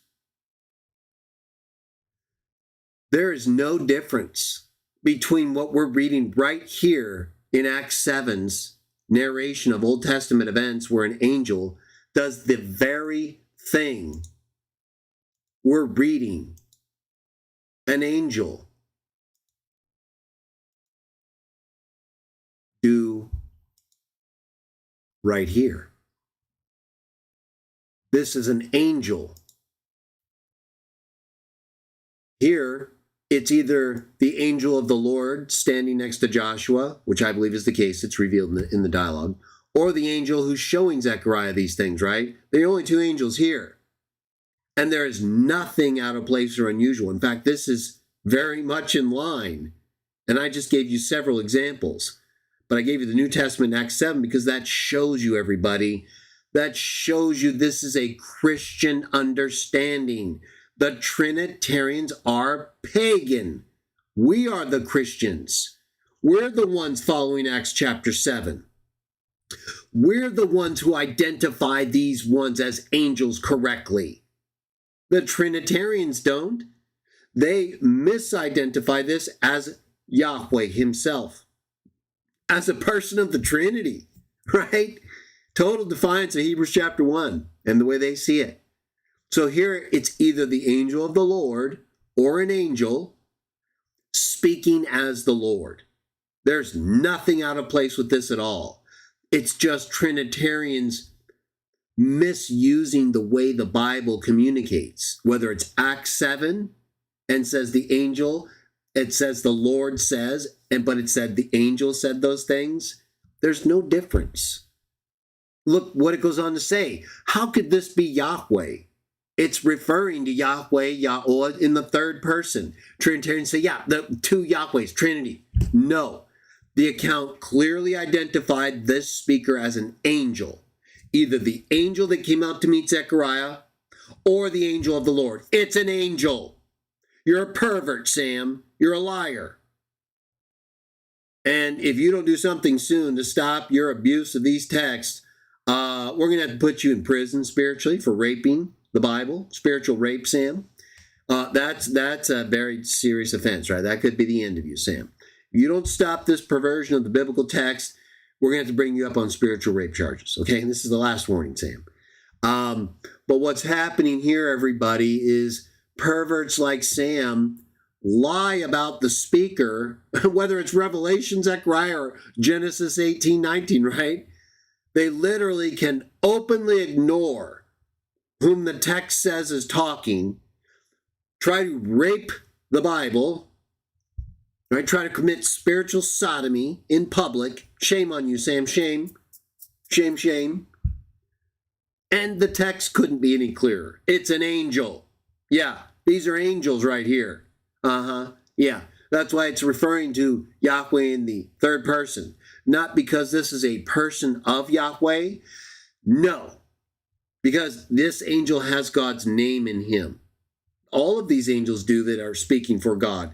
Maybe this angel in a special way from Exodus 23, but as the angel of the Lord, he's been speaking as the Lord quite a while in the history of God's people here, you perverts.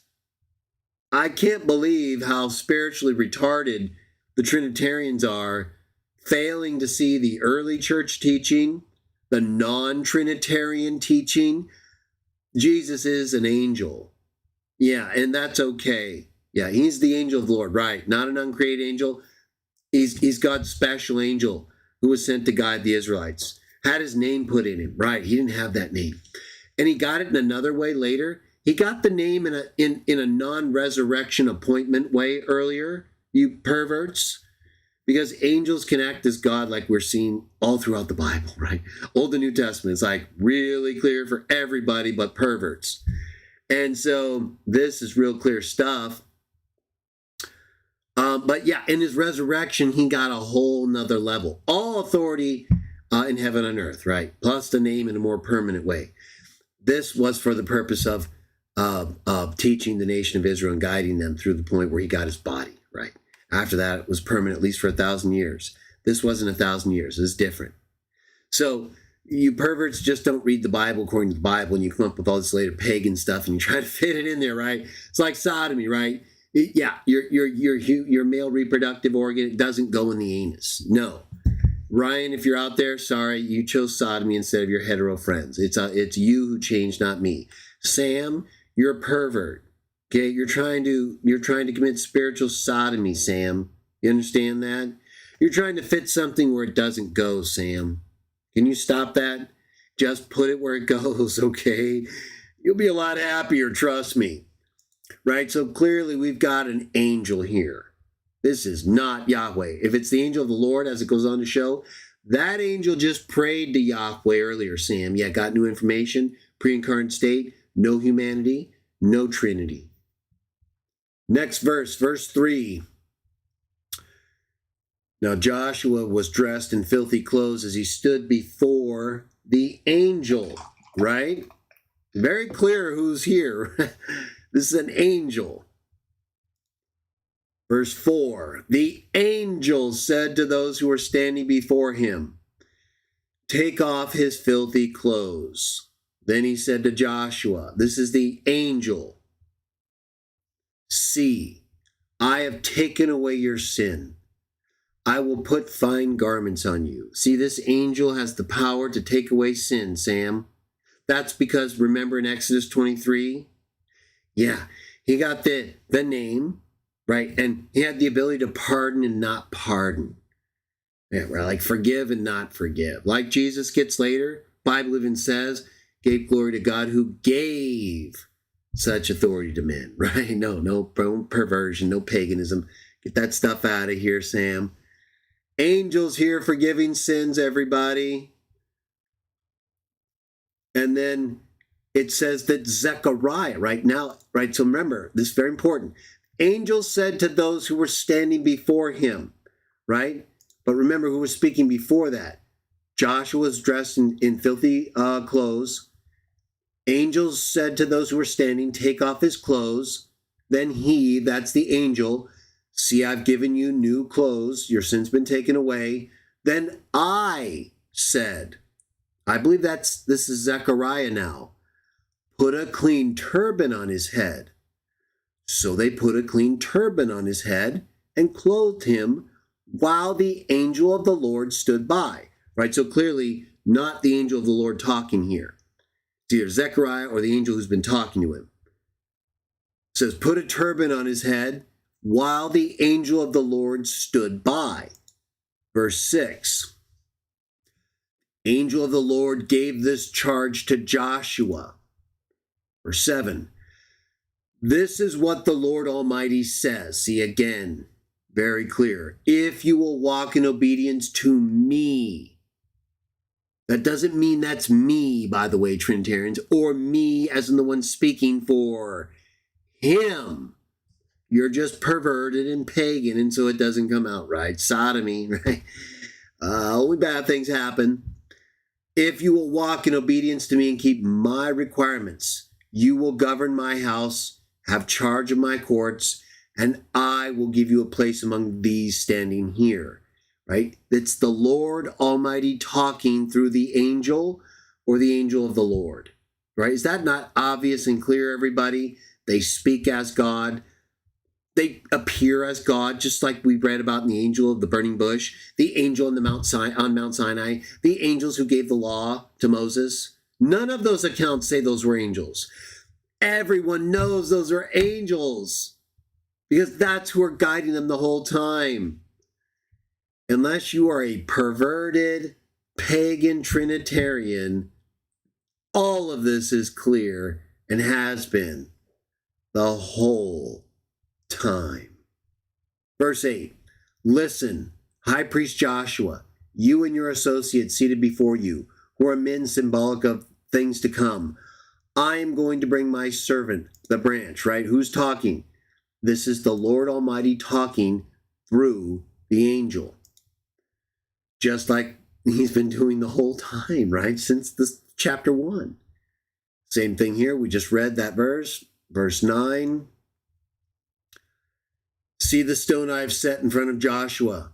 There are 7 eyes on that one stone, and I will engrave an inscription on it, says the Lord Almighty. Just like I told you earlier, just like we read earlier, and in part 1, angels talking, telling everyone Yahweh's words, and while doing so, says, these are the words of Yahweh Almighty. I'll remove the sin of this land in a single day. Verse 10. In that day, each of you will invite your neighbor to sit under your vine and fig tree, declares the Lord Almighty, right? Again, everybody, is anyone confused? Let's read chapter 4. This is the last part we're going to read. It's a short chapter. Wrap it up. We'll do part 3 next time. After this, though, we'll read a section of teachings from Jesus in the New Testament, partake, then we're done.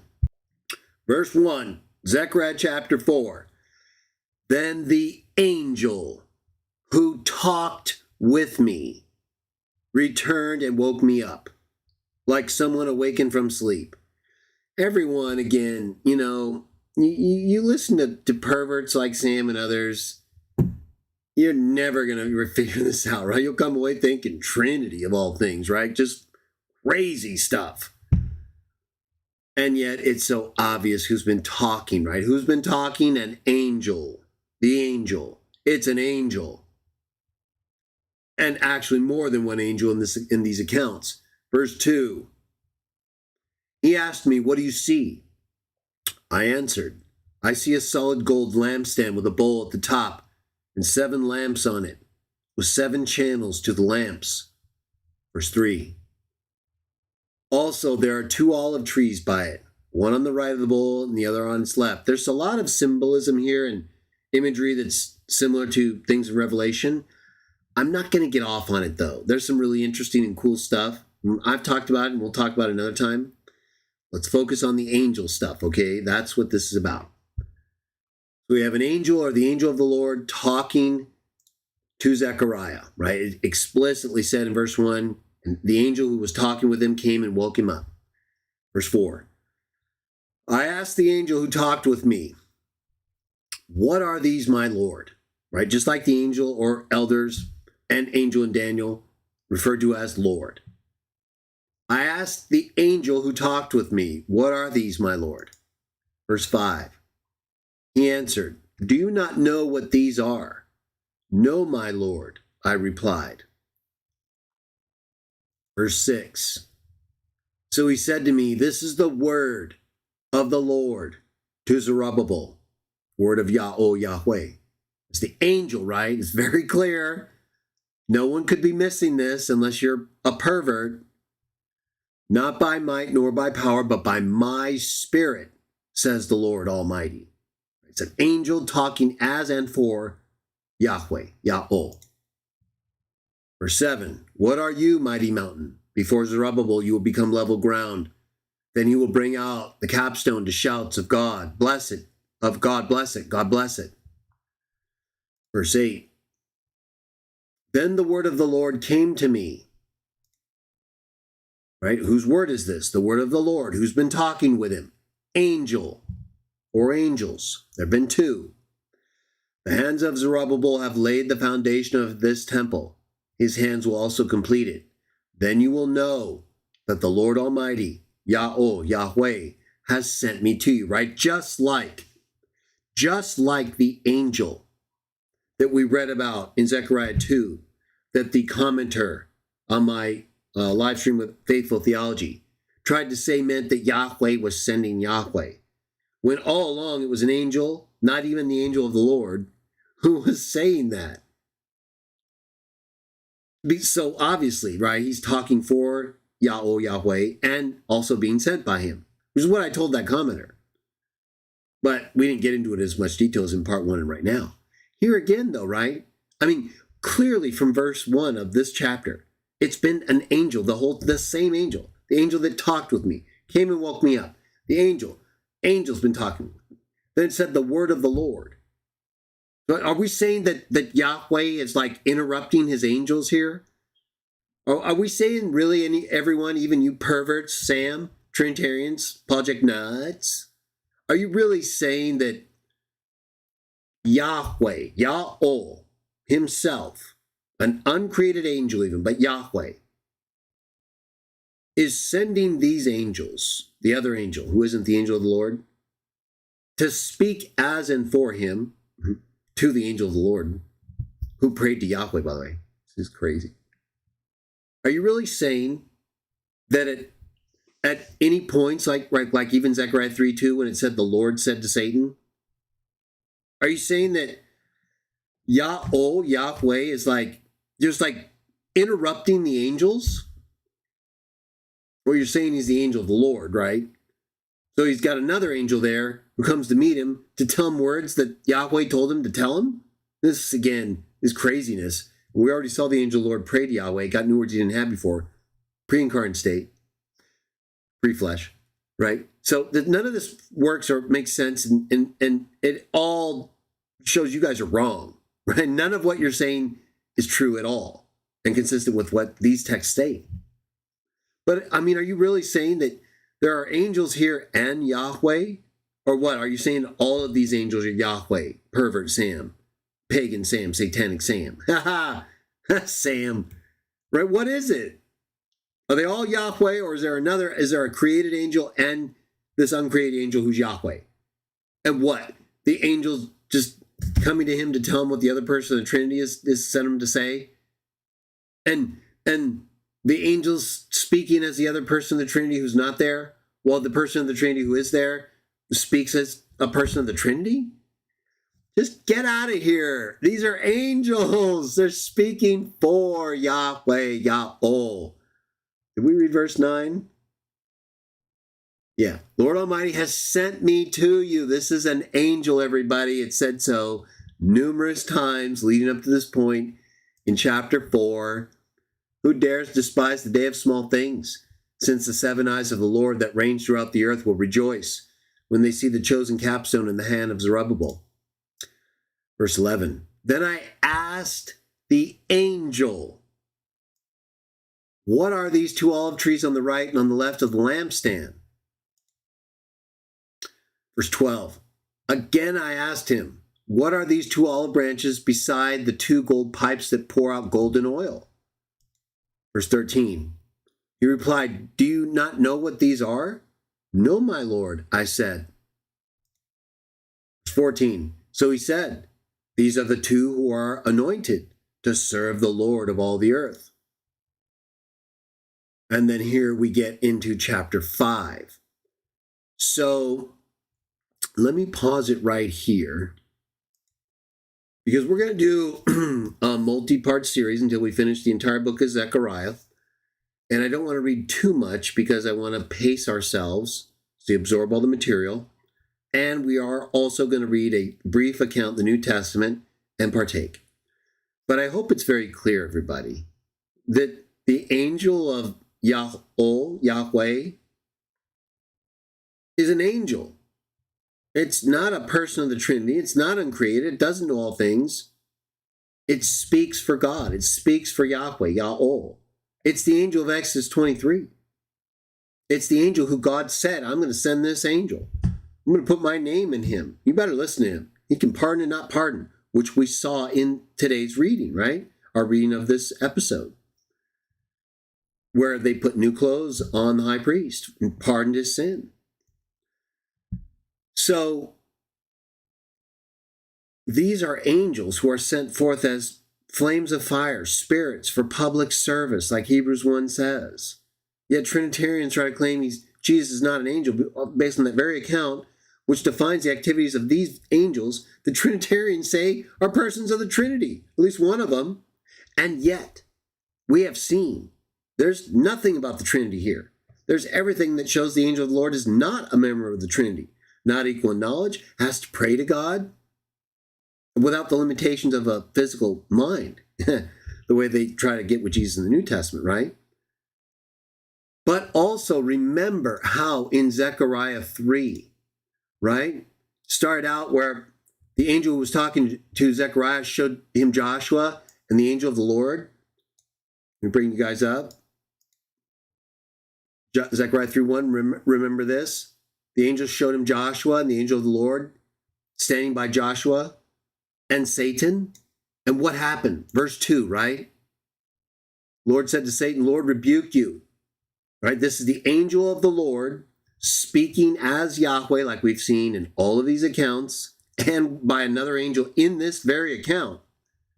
The Lord rebuke you, Satan, right? Referring to Yahweh, Yahweh in the third person, even though he's speaking as Yahweh, Yahweh, because he's an angel sent by Yahweh, Yahweh. The Lord rebuke you, Satan. The Lord rebuke you. That's the exact same words that Michael says to Jesus in Jude. Here, first, let's go ahead. I'll pull up, see if we can get the Greek here.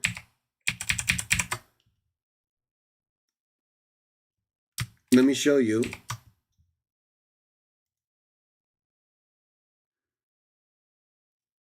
Right here.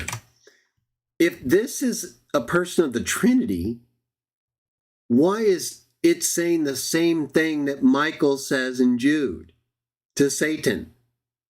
It says it's the angel of the Lord, and then it says the Lord is saying to Satan, the Lord rebuke you, Yahweh rebuke you.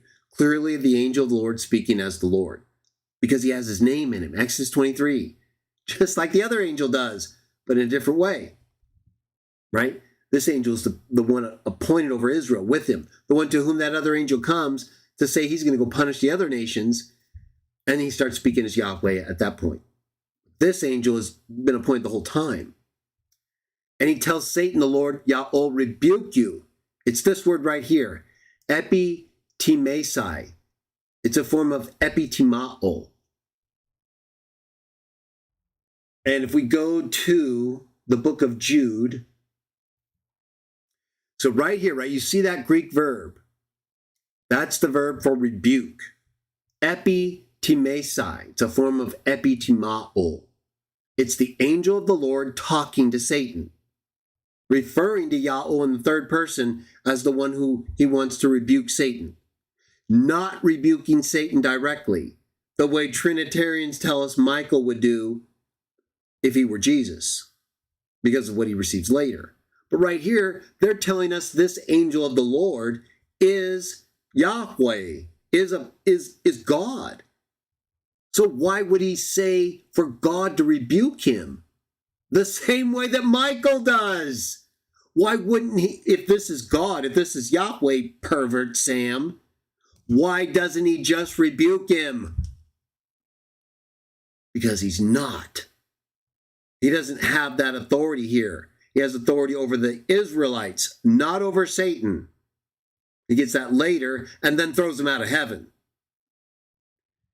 Here, he has God's name, is speaking as God, is an angel, and is disputing with Satan about Joshua, exactly like Michael disputed with Satan over Moses' body.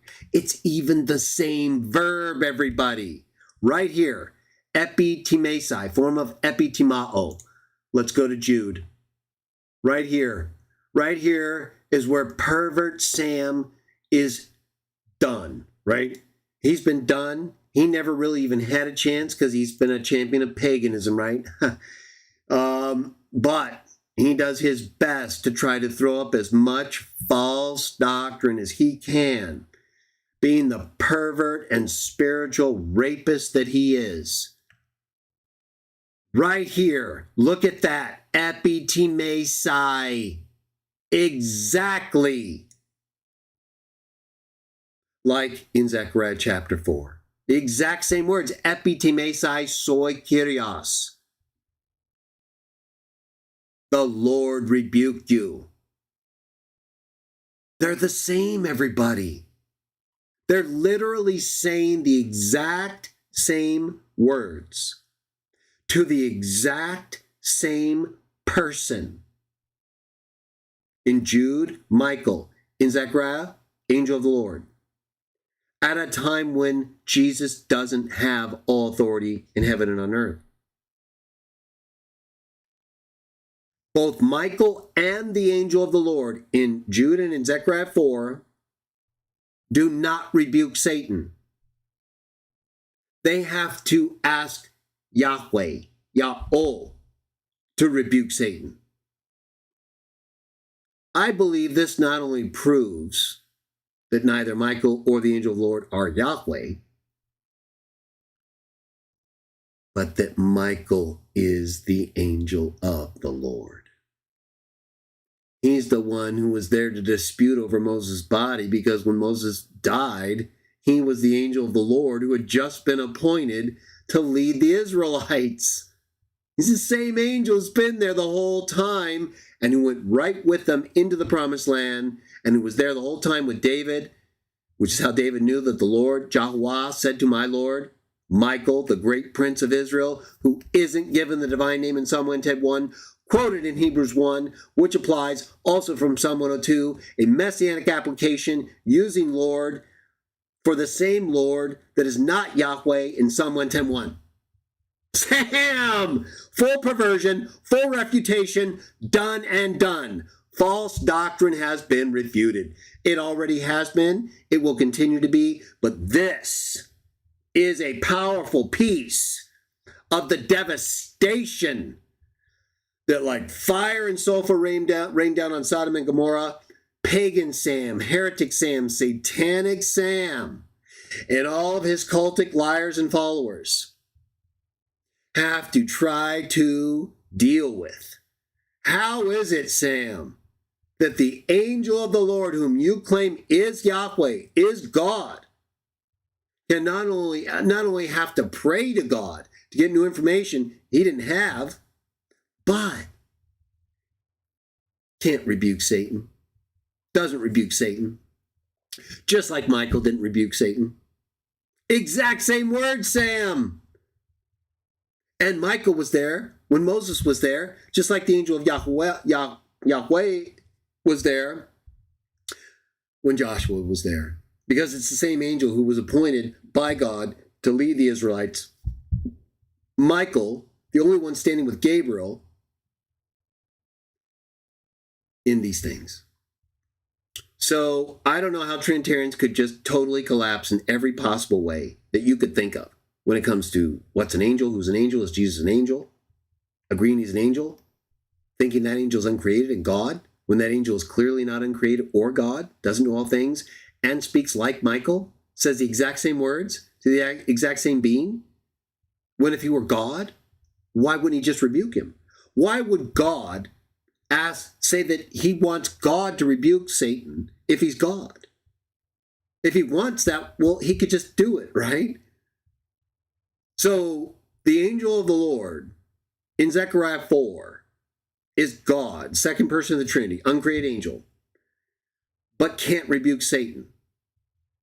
Instead says the exact same words that Michael says to Satan during a time when Michael is there, according to Jude, and the angel of the Lord is there, according to Zechariah, and neither one of them rebuked Satan, but asked Yahweh to rebuke Satan. Yeah, right. No Trinity. It's game over, boys. So you want to continue your paganism and lies? Feel free to do so. We're not buying it. And the world's going to continue to find out more and more. You're liars. You're lying about this. You're lying about the use of singular verbs and greetings in the New Testament. Separate video coming on that, Sam. It's just really unbelievable. So, Chris, I'm going to get to Genesis 18 and 19 probably in part 3 or in a separate video. I do believe that is the angel of the Lord, and certainly an angel speaking as Yahweh. But I want to spend more time with that and cover it thoroughly. I just didn't have that time here. And I want to get to a couple other things and partake. So hopefully I gave you at least a direct answer, and we'll get into it in more detail, maybe in part 3 or in a separate video. I'm going to take a brief break, everybody. Go use the restroom super quick. I'll be right back, okay?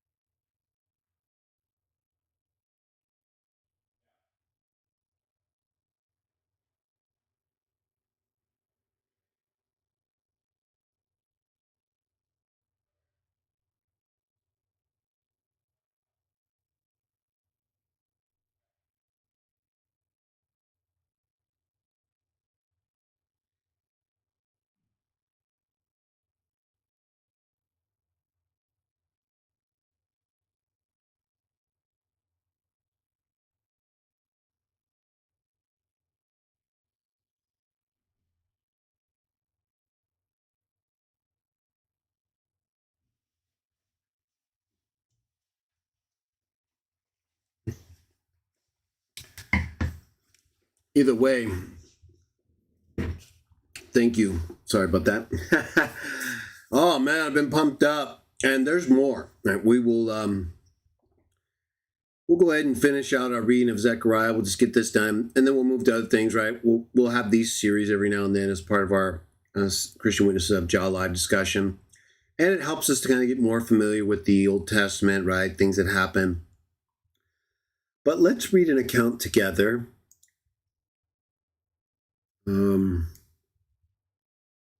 We'll go to the New World Translation just because we'll keep it consistent. Plus, I do believe it's an excellent Bible. It's not perfect. There are some issues. But you want to talk about issues, right? I mean, come on, right? I mean, King James, other Bibles, there are many, many issues, right? So I've explained before why I use the NWT, and I believe it is very useful for many reasons. You should always evaluate translations, of course, and if you reach a text that's difficult, then do some studying and find out more about it. So I think we've so far conclusively shown everybody, right? The angel of the Lord clearly is an angel. It's a specially appointed angel, according to Exodus 23 and following. Angels speak for God throughout the Old Testament, right? According to Acts, right? Burning bush, Mount Sinai, transmission of the law, totally refuting pervert Sam and actually proving the very opposite, right? And so bankrupt in his understanding of the text, right? He just doesn't even bother to try to make connections and see the argument through, right? It enters his brain the possibility, and they got basically nothing as it is, so, right, that they're going to go for everything they can. They're desperate, right? Desperate to keep this false doctrine alive, I guess, for money. I don't know why, right? It's pride, right? It's like sports teams almost. You just get into this pride. It can happen with religious things too.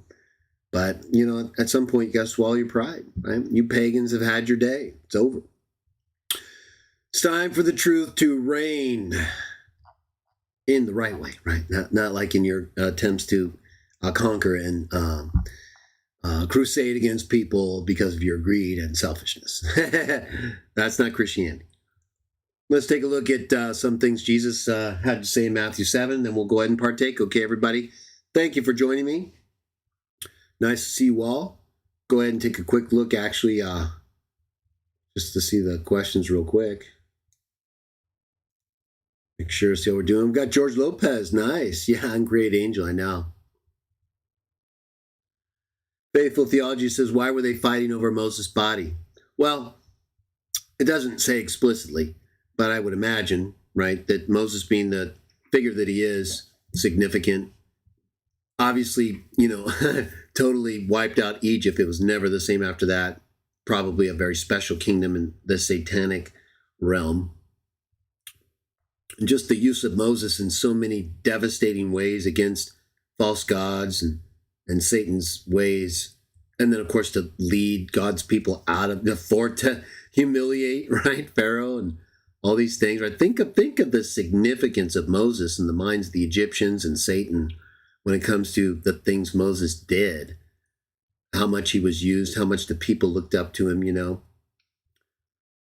So Satan, no doubt, either thought he probably wanted to be either a pervert like Sam, right? Just so angry and perverted. He wanted to mess it up. And Moses was a sinful person at some point, so he felt he had some authority probably. But Michael had authority. The angel of the Lord had more authority than him probably. We don't know exactly what happened, but Michael deferred to God, just like the angel of Jaho did. Either way, I would say Satan probably wanted to misuse it in some way. Or to do something with it we don't understand, right? We don't understand the various ritualistic possibilities that Satan would know are more real than we think or realize are. That would be my thoughts on that, Richard. All right, so let's go ahead and finish off here, everybody. Thank you for joining me. Get that here. NWT. Let's do it. Almost done. We'll text right here. We will talk more. I actually did want to get into Genesis 18 and 19. I was going to try to fit it in, but we've got multiple parts to this series alone. Maybe we'll even do Genesis, the angels in Genesis separately, So, but basically, I believe it's always an angel. It is always one of the angels or more angels speaking for God in the Old Testament. We've never heard his voice, according to Jesus in John 5, or seen him. So it's always angels speaking for and acting as God. Same with Jesus, right? That's all he's ever doing. He says that explicitly. Trinitarians miss it, though, right? Matthew 7, then we partake. Stop judging that you may not be judged, right? We're not talking about like identifying false doctrine, right? We have to do that. It says in the New Testament, right? We have to make sure of all things, hold fast to that, which is fine, right? Your word's truth, right? Sanctify them by means of the truth, John 17. So, but so we have to make judgments about what we think is right. We have to make judgments about people we associate with, right? But we don't go condemning people, like just full condemnation. You are going to hell. That's what Sam does, right? Your prophet's burning in hell, right? Sam makes these full condemnation judgments. Same with people like in the Watchtower. They will absolutely, they admit it or not, right? If they consider you an apostate, you're basically dead. And that's how they're judging you. There's no hope back. Even the governing body said they're gone. Like that illustration what they gave with the bread and the liquid. This a few years ago, I think. How the bread was ruined. There's no way back. It's gone. They threw it away. That's how they see it. That's condemnation, right? And over false doctrine, right? Whether it's the Trinity or chronology watchtower, they're doing this over false doctrine. Everybody, they're not just judging us because there's something explicit in the Bible, right? One God, the Father. No, they did. 1914, apostate, right? Condemnation, right? Trinity, consubstantiality, 3 persons, 1 nature. Heretic, right? Out of here. Burn in hell, right? Sam?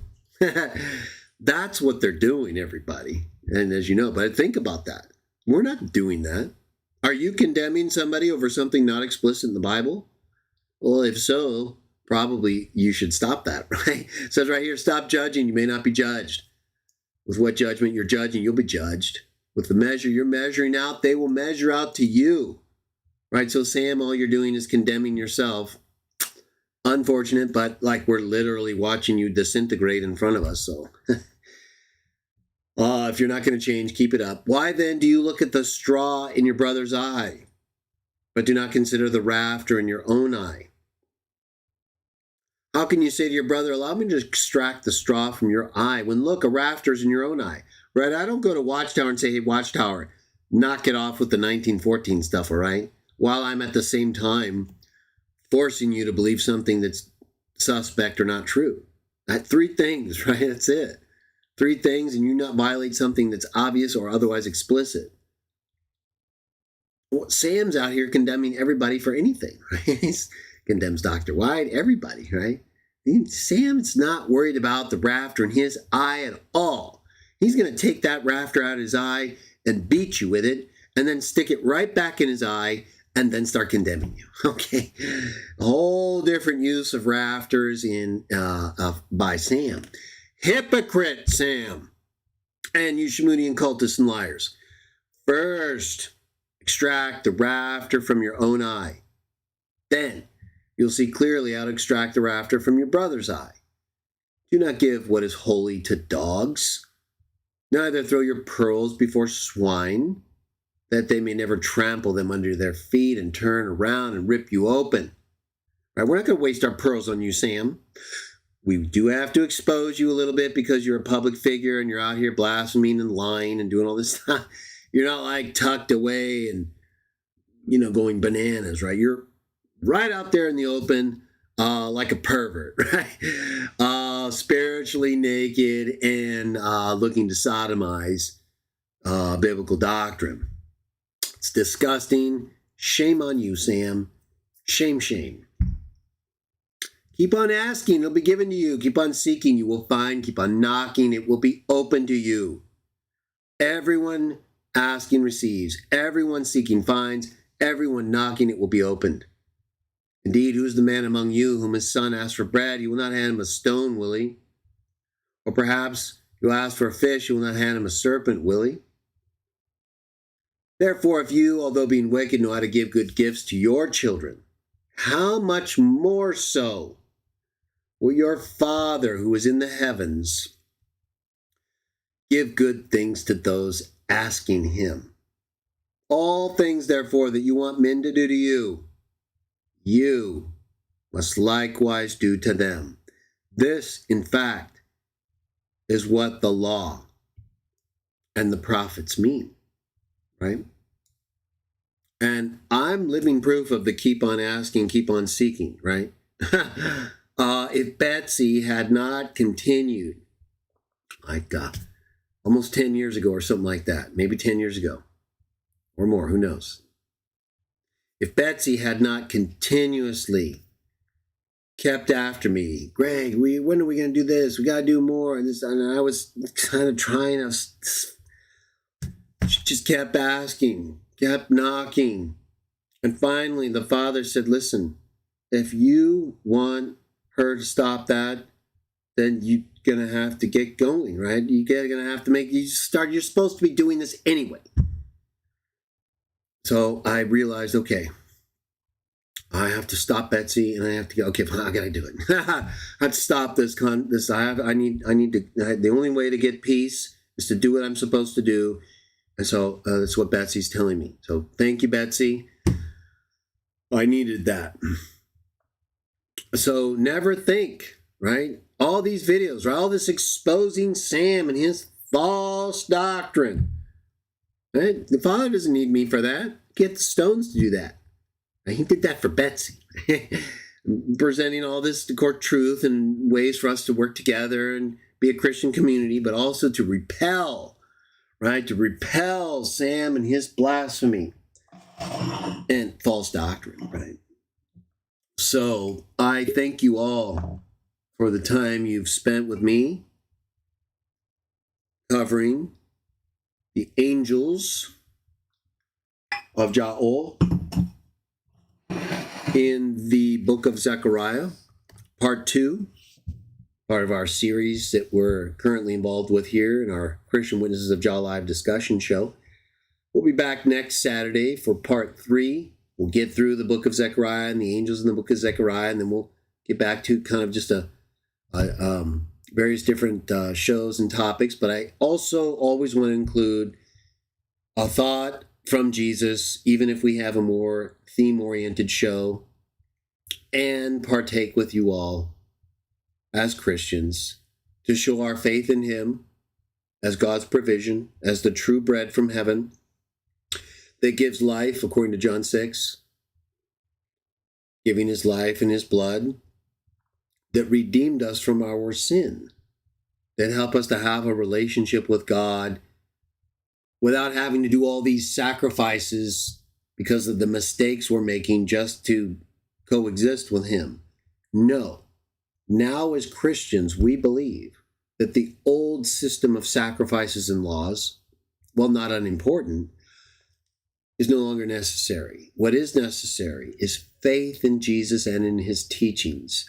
The best way to do that is to promote the evidence that show he really existed, that he fulfills Old Testament texts about the biblical Messiah, and to help people to see the way it affects you and the way you live. We got to deal with nuts and whack jobs like Sam and others, but when it comes to regular people, try to teach them the things we read from Matthew 7 and elsewhere. Show them the things that are taught about the angels and God so that they don't get confused by Trinity or perverts like Sam. We want them to have faith in the Son of God, in his body and his blood, that we're told to partake of for the forgiveness of our sins and for eternal life. So with that, we partake of the bread as his body.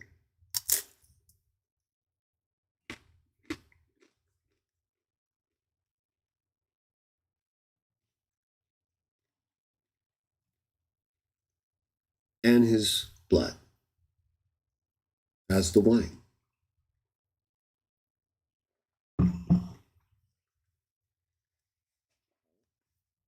Doing so unites us, confirms our faith publicly, lets you know who's willing